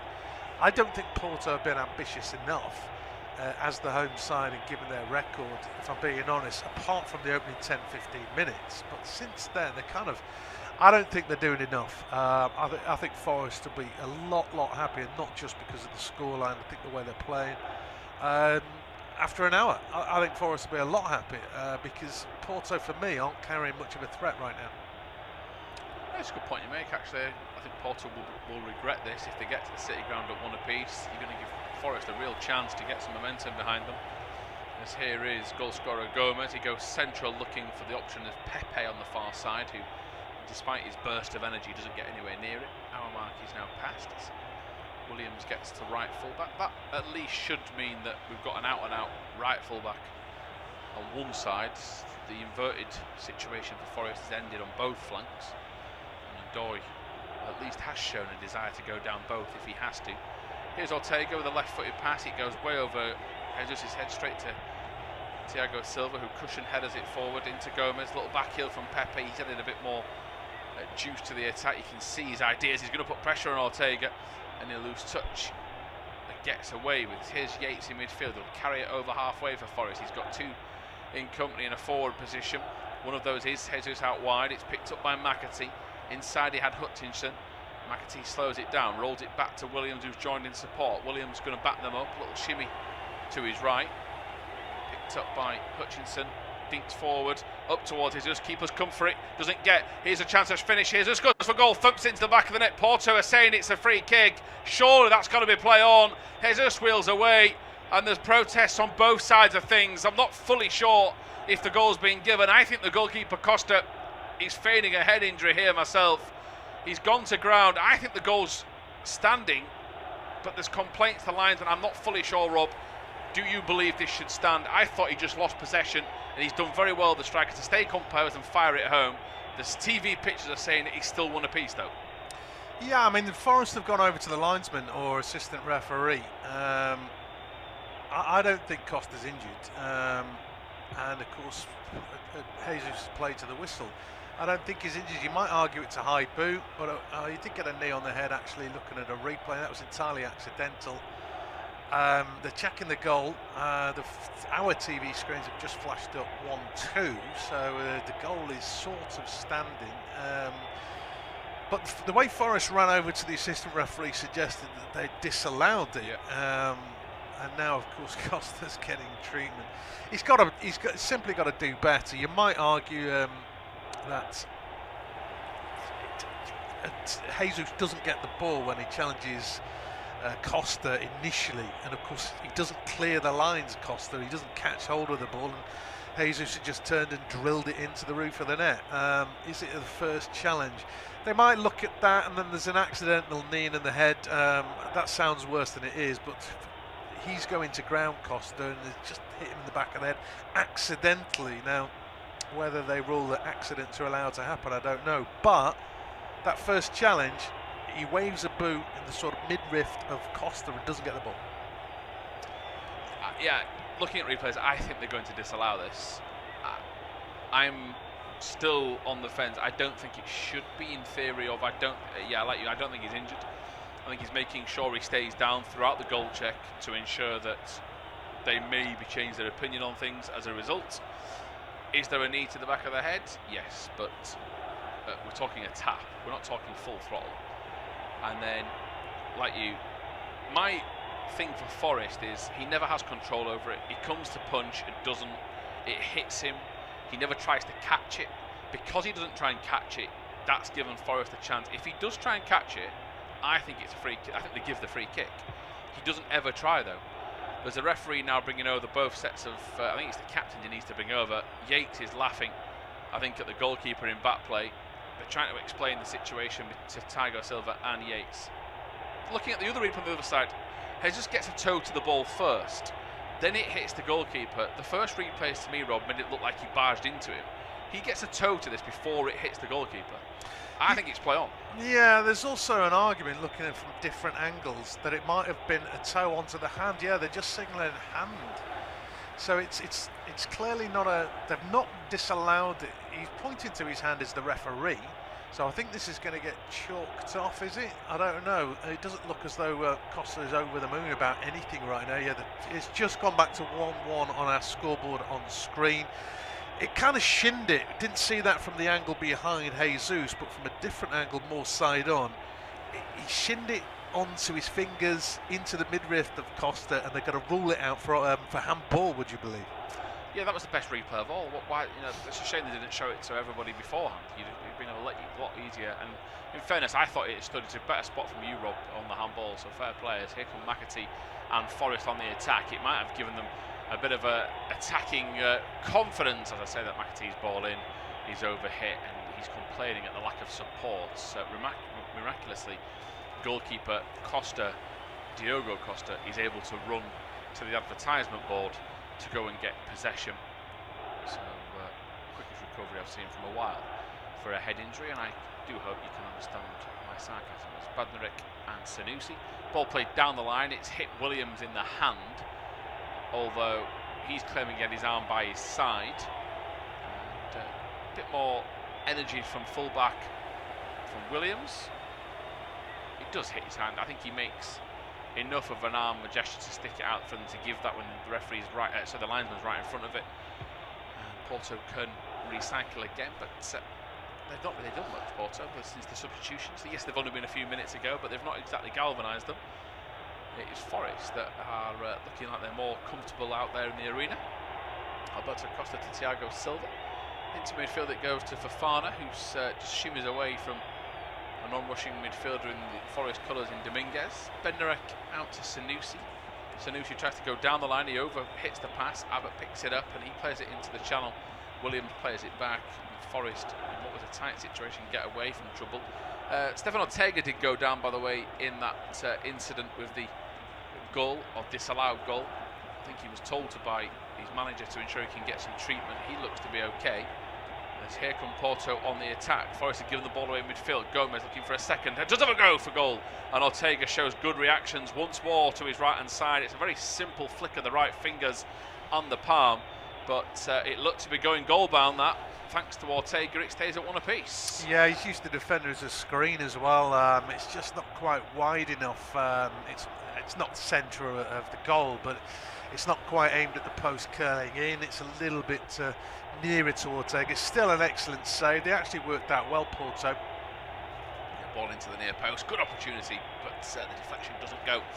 Anyway, back in the box. It's off Igor Jesus. And it's out of play for yet another set piece as we approach the halfway point of the second half. The referee spotted something he doesn't like. I think it's right in the 6-yard box.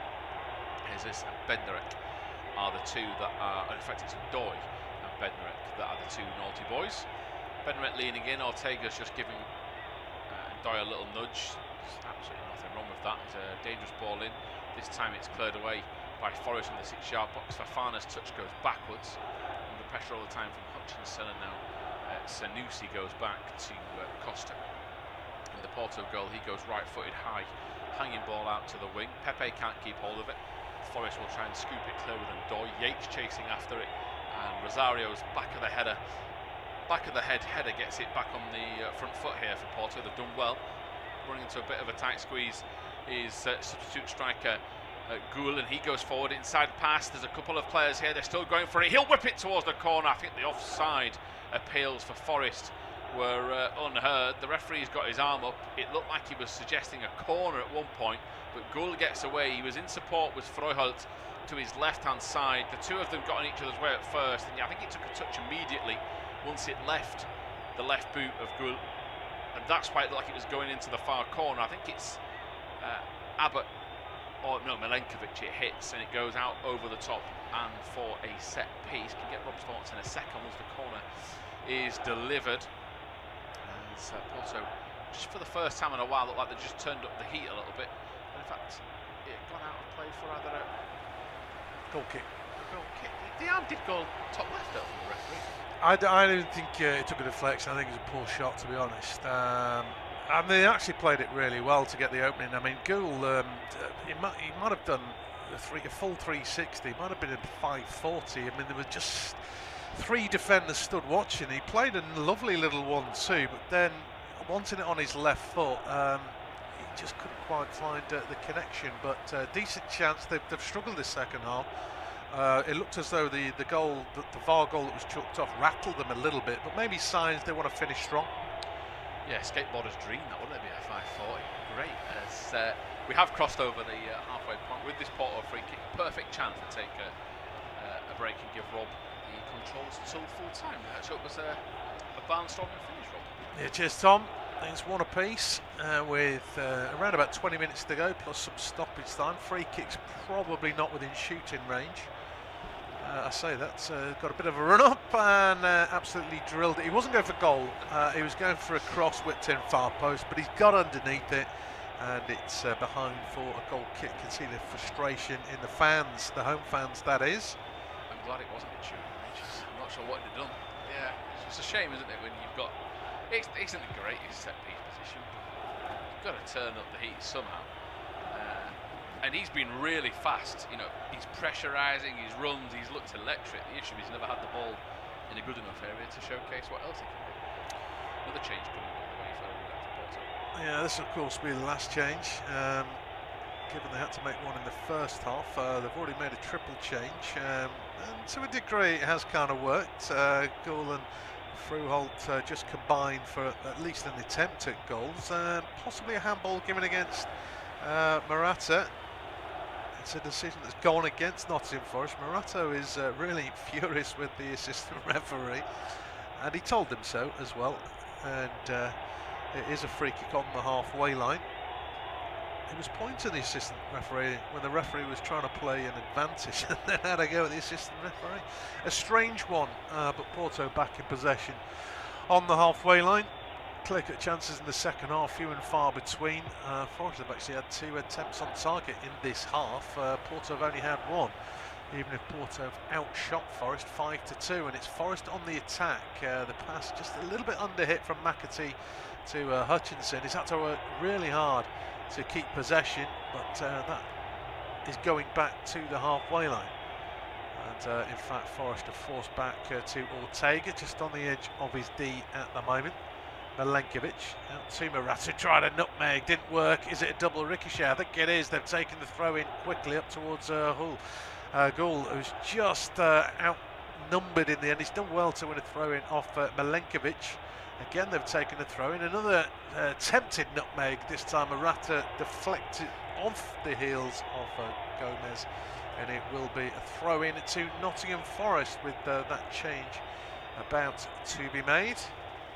And I think he had a decent game for Fana. Of the midfielders of Porto, at least the midfielders that started, I know there's only 3 of them, he was actually doing work at both ends of the field, trying to get into the box, trying to create things. I don't think Rosario did, but he's the one that's making way for Varela. Yeah, really energetic, wasn't he, first half, like a second striker at times, as Porto just added hopefully a new dimension to their attack. You're looking at Gulliver to just address his shirt situation. I think Milenkovic has made a massive difference. Forest a better change here as well as McAtee makes way. I think Milenkovic has had a bit more speed to their defence. Sangare comes on for McAtee. Murillo, while I think he's a good partner for Milenkovic as a 2, I thought he looked a bit exposed positionally, as you said with Abbott.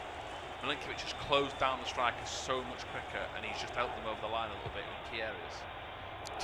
Still plenty of time to find a winner. It remains 1-1 though, with a little over 15 minutes to go. Throw in to Porto on the halfway line, right hand side, as they attack.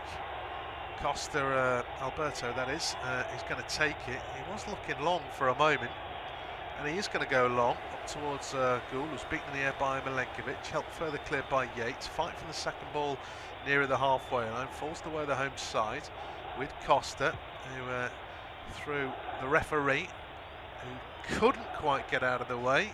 So it has deflected off the referee, even though it went to a Porto player. He's going to blow up and have a restart in Porto possession, I'm assuming. Still 1 apiece. It has allowed Forest to regroup behind the ball as they work it Porto out to the right hand side. Froholt, Costa try and combine, but the return pass is slightly overhit. Morata shields the ball behind. Costa can't get around the Forest defender, and that will be a goal kick into the final 15, 1 apiece. Elsewhere, Bologna 0, Aston Villa 2, and Freiburg 3, Celta Vigo 0. That's in Europa League.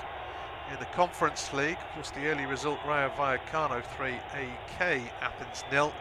And a couple of 2-0s. The home sides are all winning in the Conference League, all winning to 0. Crystal Palace 2 up, Mainz 2 up, Shakhtar 1 up in their games respectively against Fiorentina, Strasbourg and Alkmaar.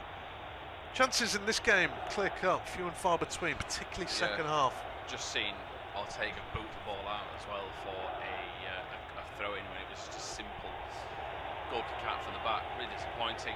Just lost a bit of spark, haven't we? The subs have just made it a little bit dull, and you want to see a bit more oomph. Certainly, I think you made a really good point. If you're going to assess Porto at home, you've got to do a bit better than this. Just ask a few more questions. They might get to do so on the left-hand side here with Pepe, who plays it forward. And a chance here for them to attack. Good driving run into the area. Morata picks up the loose pass, and Forest can try and close it. Yeah, Froholt just trying to go through a gap that wasn't there, and now Forest try and counter. They've struggled to go through the middle since the keep referencing the opening 11 minutes, because Forest are all over the place at the back, but they have at least shut down the middle in the main since. Porto have been able to create things down the channel, down the wings, but obviously not a second go-ahead goal, and of course the equaliser for Nottingham Forest is something that Porto could have easily avoided. It was an own goal from near the halfway line. Forest have actually hit the target since then, though. Decent strike from McAtee before he, of course, was substituted. Porto back in possession on the halfway line. And there's not too much difference in terms of possession as it's worked over to Sanusi, but he slows it right down. Ball played into Varela. Not a great pass from him, and again the momentum lost. It's back with Bednarek on the halfway line. Sanusi tries to knock it past Williams. He goes past Williams. Is he brought down? Was there a touch? The referee tells Sanusi to get up. Williams is trying to look innocent, and it's going to be a goal kick. Yeah, it's frustration for Porto because he got into a good area, but he actually booted it out of play. He's trying to buy a free kick, isn't he? Williams is falling over, but Sanusi, yeah, he maybe does get his trailing legs taken out for him, but I think he's kicked it too far in front originally. There was nothing at the faint penalty appeal at the other end. Yates just too strong, and I still think we're into a position where Forest have been delighted with this. They've gone away from home. They've been under, I guess, prepared for the first 10-15 minutes. The onslaught Porto wanted to try and bring them to their party. The own goals helped them, and unless Porto pull the finger out, this is going to be one apiece. They've just not, since the changes of Porto, they've got worse in attack, not better. There's a bit of hesitation at the back. Abbott and Ortega. It's actually picked up by Porto. Pass into Froholt, turns. Oh, and he's just dragged it wide of the far post. Froholt can't believe it, heading hands, and I don't think Ortega's getting there.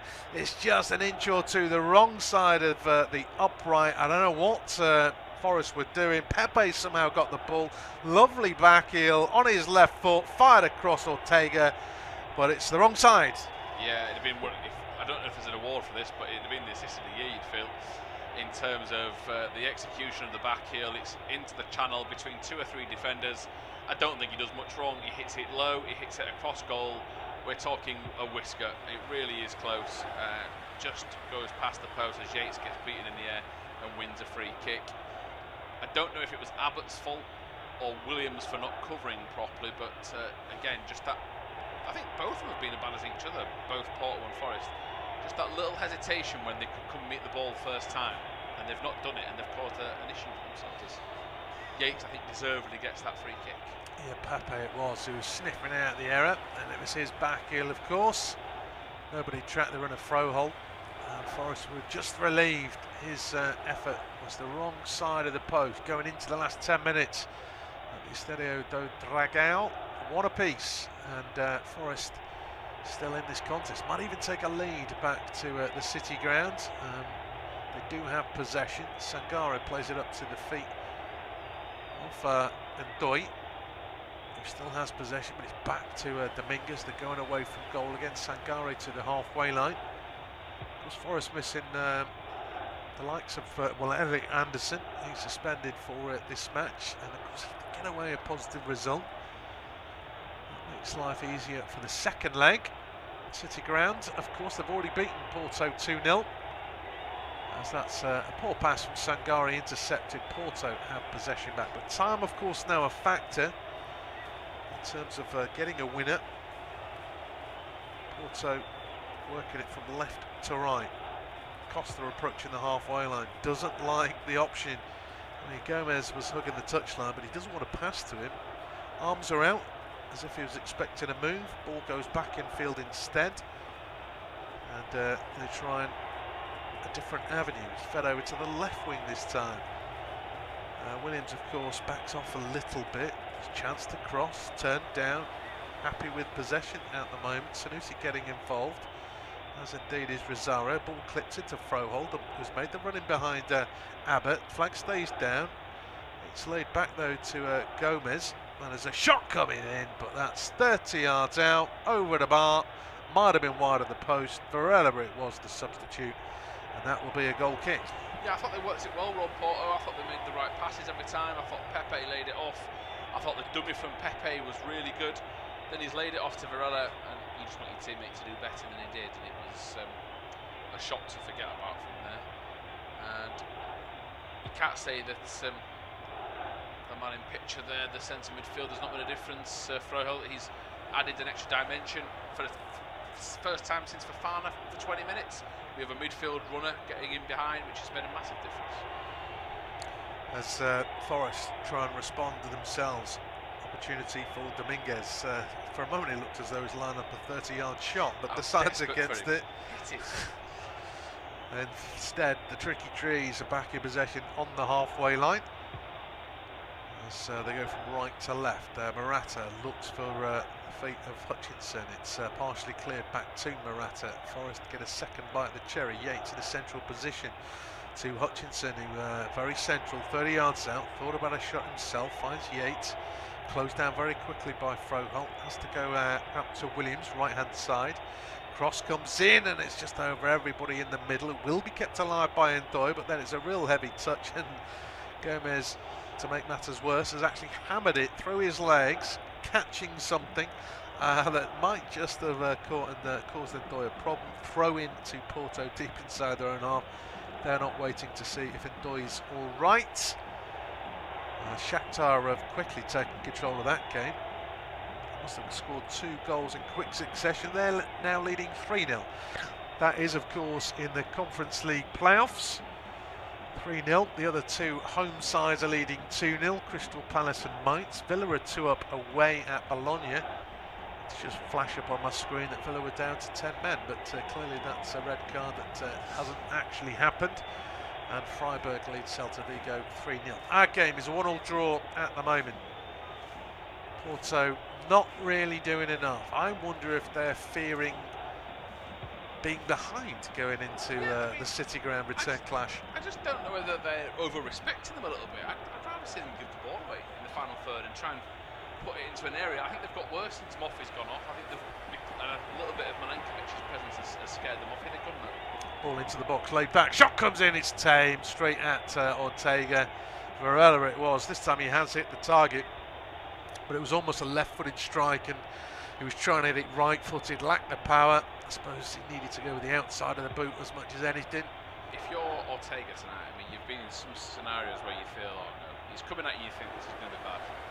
There's not many nights you're going to get where the opposition play it straight at you, or at least if it is low, it's at you within a palm's reach of your lower leg. So that's just too tame. There's just nobody putting anything behind it. Put a bit of power, put your laces through it, do anything. You get your laces, it could take a deflection, it could go anywhere. The side foot, I mean, it's just catching practice. It's not even that, it's control practice. He could have controlled it with his feet and played it in the pass. Yeah, Fernandez, of course, side-footed it from the halfway line and scored a miles back connection. It certainly was a sweet strike, accidental, of course. Still 1-1, and we've got about 5 minutes to go. There will, of course, be added time on top of that.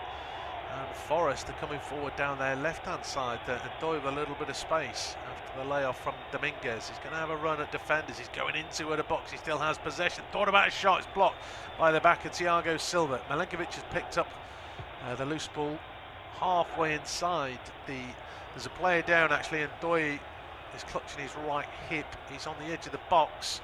So I think Forest have put the ball out of play so he can get a bit of treatment.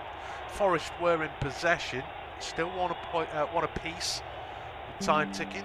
Trying to work out what Vitor Pereira is perhaps indicating on that occasion. Everyone to come over for a chat. I think he feels with 5 minutes left they've just lost a tiny bit of a grip on the game. There's no doubt it is not one of those injuries where they're told to go down prior. He is legitimately pulled, just had a little tweak, and he's gone to ground. It has to be a very quick team, of course, team talk, because they've got back on with things. So good to see that there isn't a massive amount of play acting. Everyone's getting on with it. Dominguez has it for Forest on the halfway line, and Ndoye tried to nutmeg. That didn't work. The pass from Gomez was inside the Forest half, and he's drilled it. Not deliberately, I don't think. I think he was trying to win a throw in, but it could have easily been an embarrassing setup for Forest. It's actually dealt with by Bednarek, and Porto have it down the right-hand side for Costa. He's still going, driving into the box, trying a low cross towards the far post. Too many players in the end getting in the way, and it will just be a throw in. Bologna have pulled one back in stoppage time against Aston Villa. They're still trailing at home though.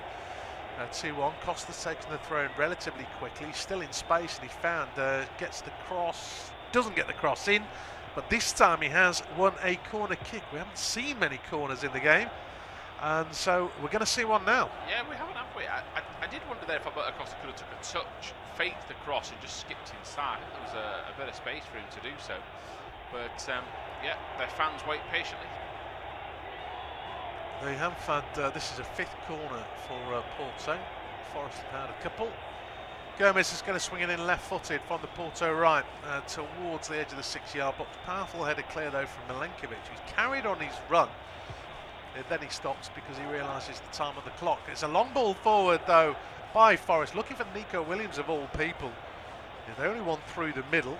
Nice attempt, nice idea. Yeah, I don't mind that. I know he's overhit it, but you know, he's tried to go for broke, go for the killer counter attack. He was running through. The pass is very, very difficult. You know, if you can get it to him, then there's a chance. But he's asking a lot of himself. But at least he tried. Gomez is trying to go around Ndoye, and he's just jockeyed at the right time by Ndoye. He goes to ground. The ball goes out of play behind. I don't know whether he was trying to win a free kick, but the referee is not interested. I think that's just decent strength shown by Ndoye in the end. Might have been a slip as well for Gomez. Of course, did give Porto what seemed like a deserved and likely lead, only for it to quickly be cancelled out. And in truth, neither keeper has been strenuously tested since then. I suppose the Ortega save a few minutes ago is probably about the best since the second goal went in. The one that he pushed past the post, yeah, the one that was like shielded by the defender. I've been quite impressed by Gomez. I think he has been the best player on the pitch in terms of attacking play. He would make you want to watch Porto, and as a neutral, you know, drives forward. He's ambitious. I think fair play to Forest though. They've dug in. It's a tough assignment this, you know, whether you play well or not. To get a result away at Porto is no mean feat. The changes have worked. They're playing for each other. I think it's a positive night for them. You know, if you'd have said prior to a game kicking off this year, you would avoid defeat in 2 against Porto. They've snapped your hand off. But they've still got a few minutes to do that. Yeah, one of those being away from home as well, as they do have possession, but into the final minute. They are into the final minute, and it's one apiece. Not too many clear-cut chances in the second half. There weren't that many in the first, but it's 1-1. Forest looking for a go-ahead goal. Hutchinson to Williams, who's coming infield. But Porto have now got plenty back behind the ball. Porto are defending what they've got at the moment. Good strong defending from Sanusi to dispossess Hutchinson. Porto are trying to play the way out of trouble, and they haven't. They played the way back into it. Chance Williams down the right-hand side. Can he get a cross in? No challenge comes in from Bednarek. They're all appealing for a decision. And for a moment, I think he was going to give a corner, but now he's given a goal kick. Going into 5 minutes of stoppage time. A little bit of a let-off. Good defending in the end, though, from Bednarek. Should have hit it first time, Rob. I know it wasn't fully set for him, but he's the best avenue he's got. Makes them, you know, it's an indecision. Yes, it's not perfect, but maybe the fact that the ball in wasn't going to be perfect might have helped them. You're not going to get many better opportunities, and whoever it was that played it for Porto, he's not going to get a bigger let-off. 5 minutes of stoppage time is signalled. I think Aston Villa have got a third goal on their trip away. Long ball downfield from Porto, dealt with on the edge of his box by Abbott, although Sangara's under a little bit of pressure. He is able to clear up towards the halfway line. Sanusi wins the header over Hutchinson, picked up by Froholt. Thiago Silva, he probably hasn't been put under enough pressure, bearing in mind he's 41 years old. Gomez swings in across, and the late arriving Rosario just can't quite jump high enough. It's going to go behind for a goal kick to Forest. As time ticks down, a little over 3.5 minutes to go. I mean, you wouldn't know Thiago Silva's 41. Fair play to him. I mean, he is good, isn't he? To be honest. Yes, they haven't tested him that much, but I think even if they had, he just, you know, there was a lot of hype for a long time, wasn't there, about how good he was, and I think he's justified. To say he's 41 playing at this level and he doesn't look out of place, it's a measure of fair play. Yeah, even I suppose outsized by Chris Wood. Yeah, the reading of the game, like he never seems to get caught out. It's marvellous. As the ball is intended to try and go behind him, but he's able to clear. helped further down the line by Costa, but picked up by Sangare. It's a good little period of play for Forest. They've not been under a threat. They haven't necessarily threatened a goal themselves, but of course they'd quite happily take a 1-1 back to the City ground. The other two matches in the Europa League have completed. Sizable winners in those contests. Villa won 3-1 at Bologna, and even bigger, Freiburg beat Celta Vigo 3-0 too, as it's cleared by Costa downfield, the Porto keeper. There's a bit of wrestling going on the halfway line, and it might just be that Pepe has got a free kick. It's only just inside the Forest half. Crystal Palace have just got a third at home to Fiorentina in the Conference League. And Fiorentina perhaps aren't the force they were, but I'm not sure I was expecting 3-0 for the Eagles. Considering Palace have been pretty poor in some games in that competition. A little over 2 minutes to go. Porto on the attack down the right hand side with their goal scorer Gomez, but he can't quite get the better of Ndoye. He's worked really hard to win it back, and now it's crossed in by Varela. Poor touch just in the box. He was under pressure, Gould, but he didn't really control the ball, and Forest were able to dispossess him. Cleared down the line by Williams. It is flicked on by Jesus, but to no one in red. And we're inside the final 2 minutes of stoppage time. It's been a while since a chance developed in this game. I suppose it was Nico Williams, but Bednarek going to challenge it. That was after Porto gave it away on the edge of their own box. I really don't think they've opened up Forest enough. I don't think they've gone after Forest enough in the second half. Maybe they're saving themselves for the second leg, as they got possession with Bednarek halfway inside the Forest half.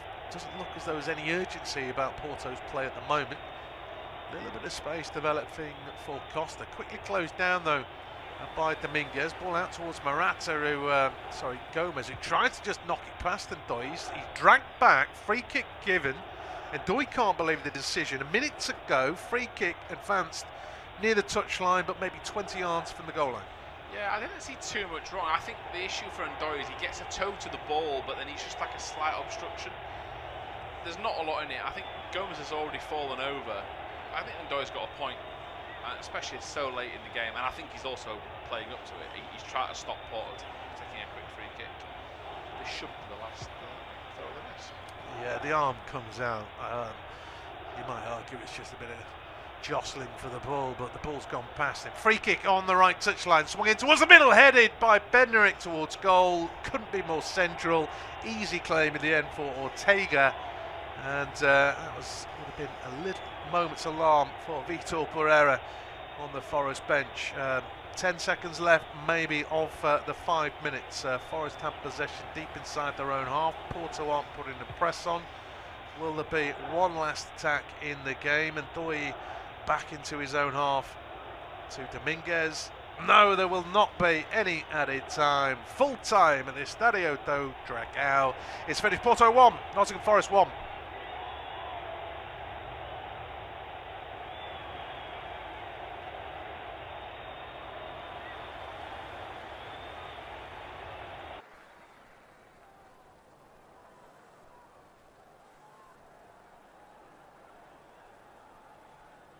Our next football commentary match is getting ever nearer, so why not take the opportunity of having a bet on the match?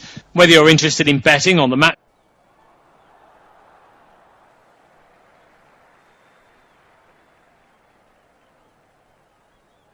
Our next football commentary match is getting ever nearer, so why not take the opportunity of having a bet on the match? Whether you're interested in betting on the match result, the first player to score, the last scorer, correct score, double result, total goals market, handicap betting, or any other of our exciting markets, it's fun to be involved. Don't forget, when the match kicks off, you can sit back and enjoy superb independent studio commentary while also enjoying our in-play betting opportunities. Good luck!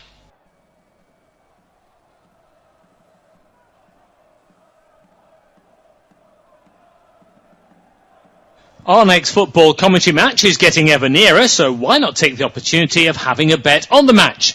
Whether you're interested in betting on the match result, the first player to score, the last scorer, correct score, double result, total goals market, handicap betting, or any other of our exciting markets, it's fun to be involved. Don't forget, when the match kicks off, you can sit back and enjoy superb independent studio commentary while also enjoying our in-play betting opportunities. Good luck!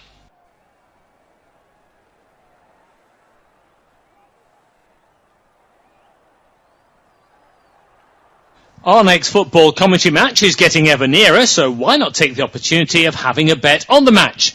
Whether you're interested in betting on the match result, the first player to score, the last scorer, correct score, double result, total goals market, handicap betting, or any other of our exciting market, it's fun to be involved. Don't forget, when the match kicks off, you can sit back and enjoy superb independent studio commentary while also enjoying our in-play betting opportunities. Good luck!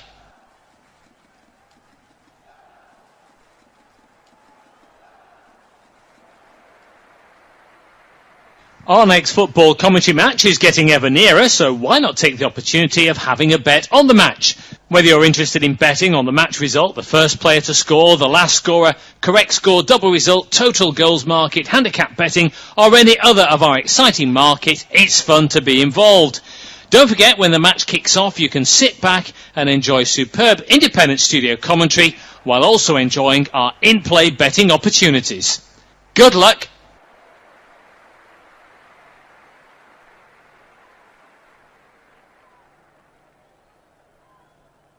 Our next football commentary match is getting ever nearer, so why not take the opportunity of having a bet on the match? Whether you're interested in betting on the match result, the first player to score, the last scorer, correct score, double result, total goals market, handicap betting, or any other of our exciting market, it's fun to be involved. Don't forget, when the match kicks off, you can sit back and enjoy superb independent studio commentary while also enjoying our in-play betting opportunities. Good luck!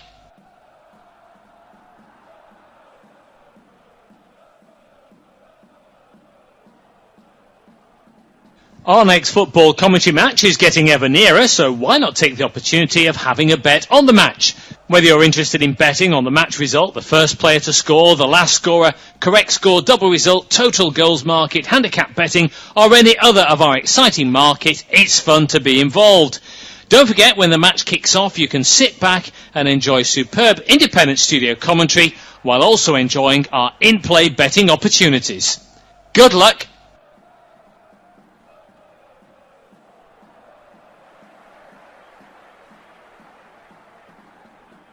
Our next football commentary match is getting ever nearer, so why not take the opportunity of having a bet on the match? Whether you're interested in betting on the match result, the first player to score, the last scorer, correct score, double result, total goals market, handicap betting, or any other of our exciting market, it's fun to be involved. Don't forget, when the match kicks off, you can sit back and enjoy superb independent studio commentary while also enjoying our in-play betting opportunities. Good luck!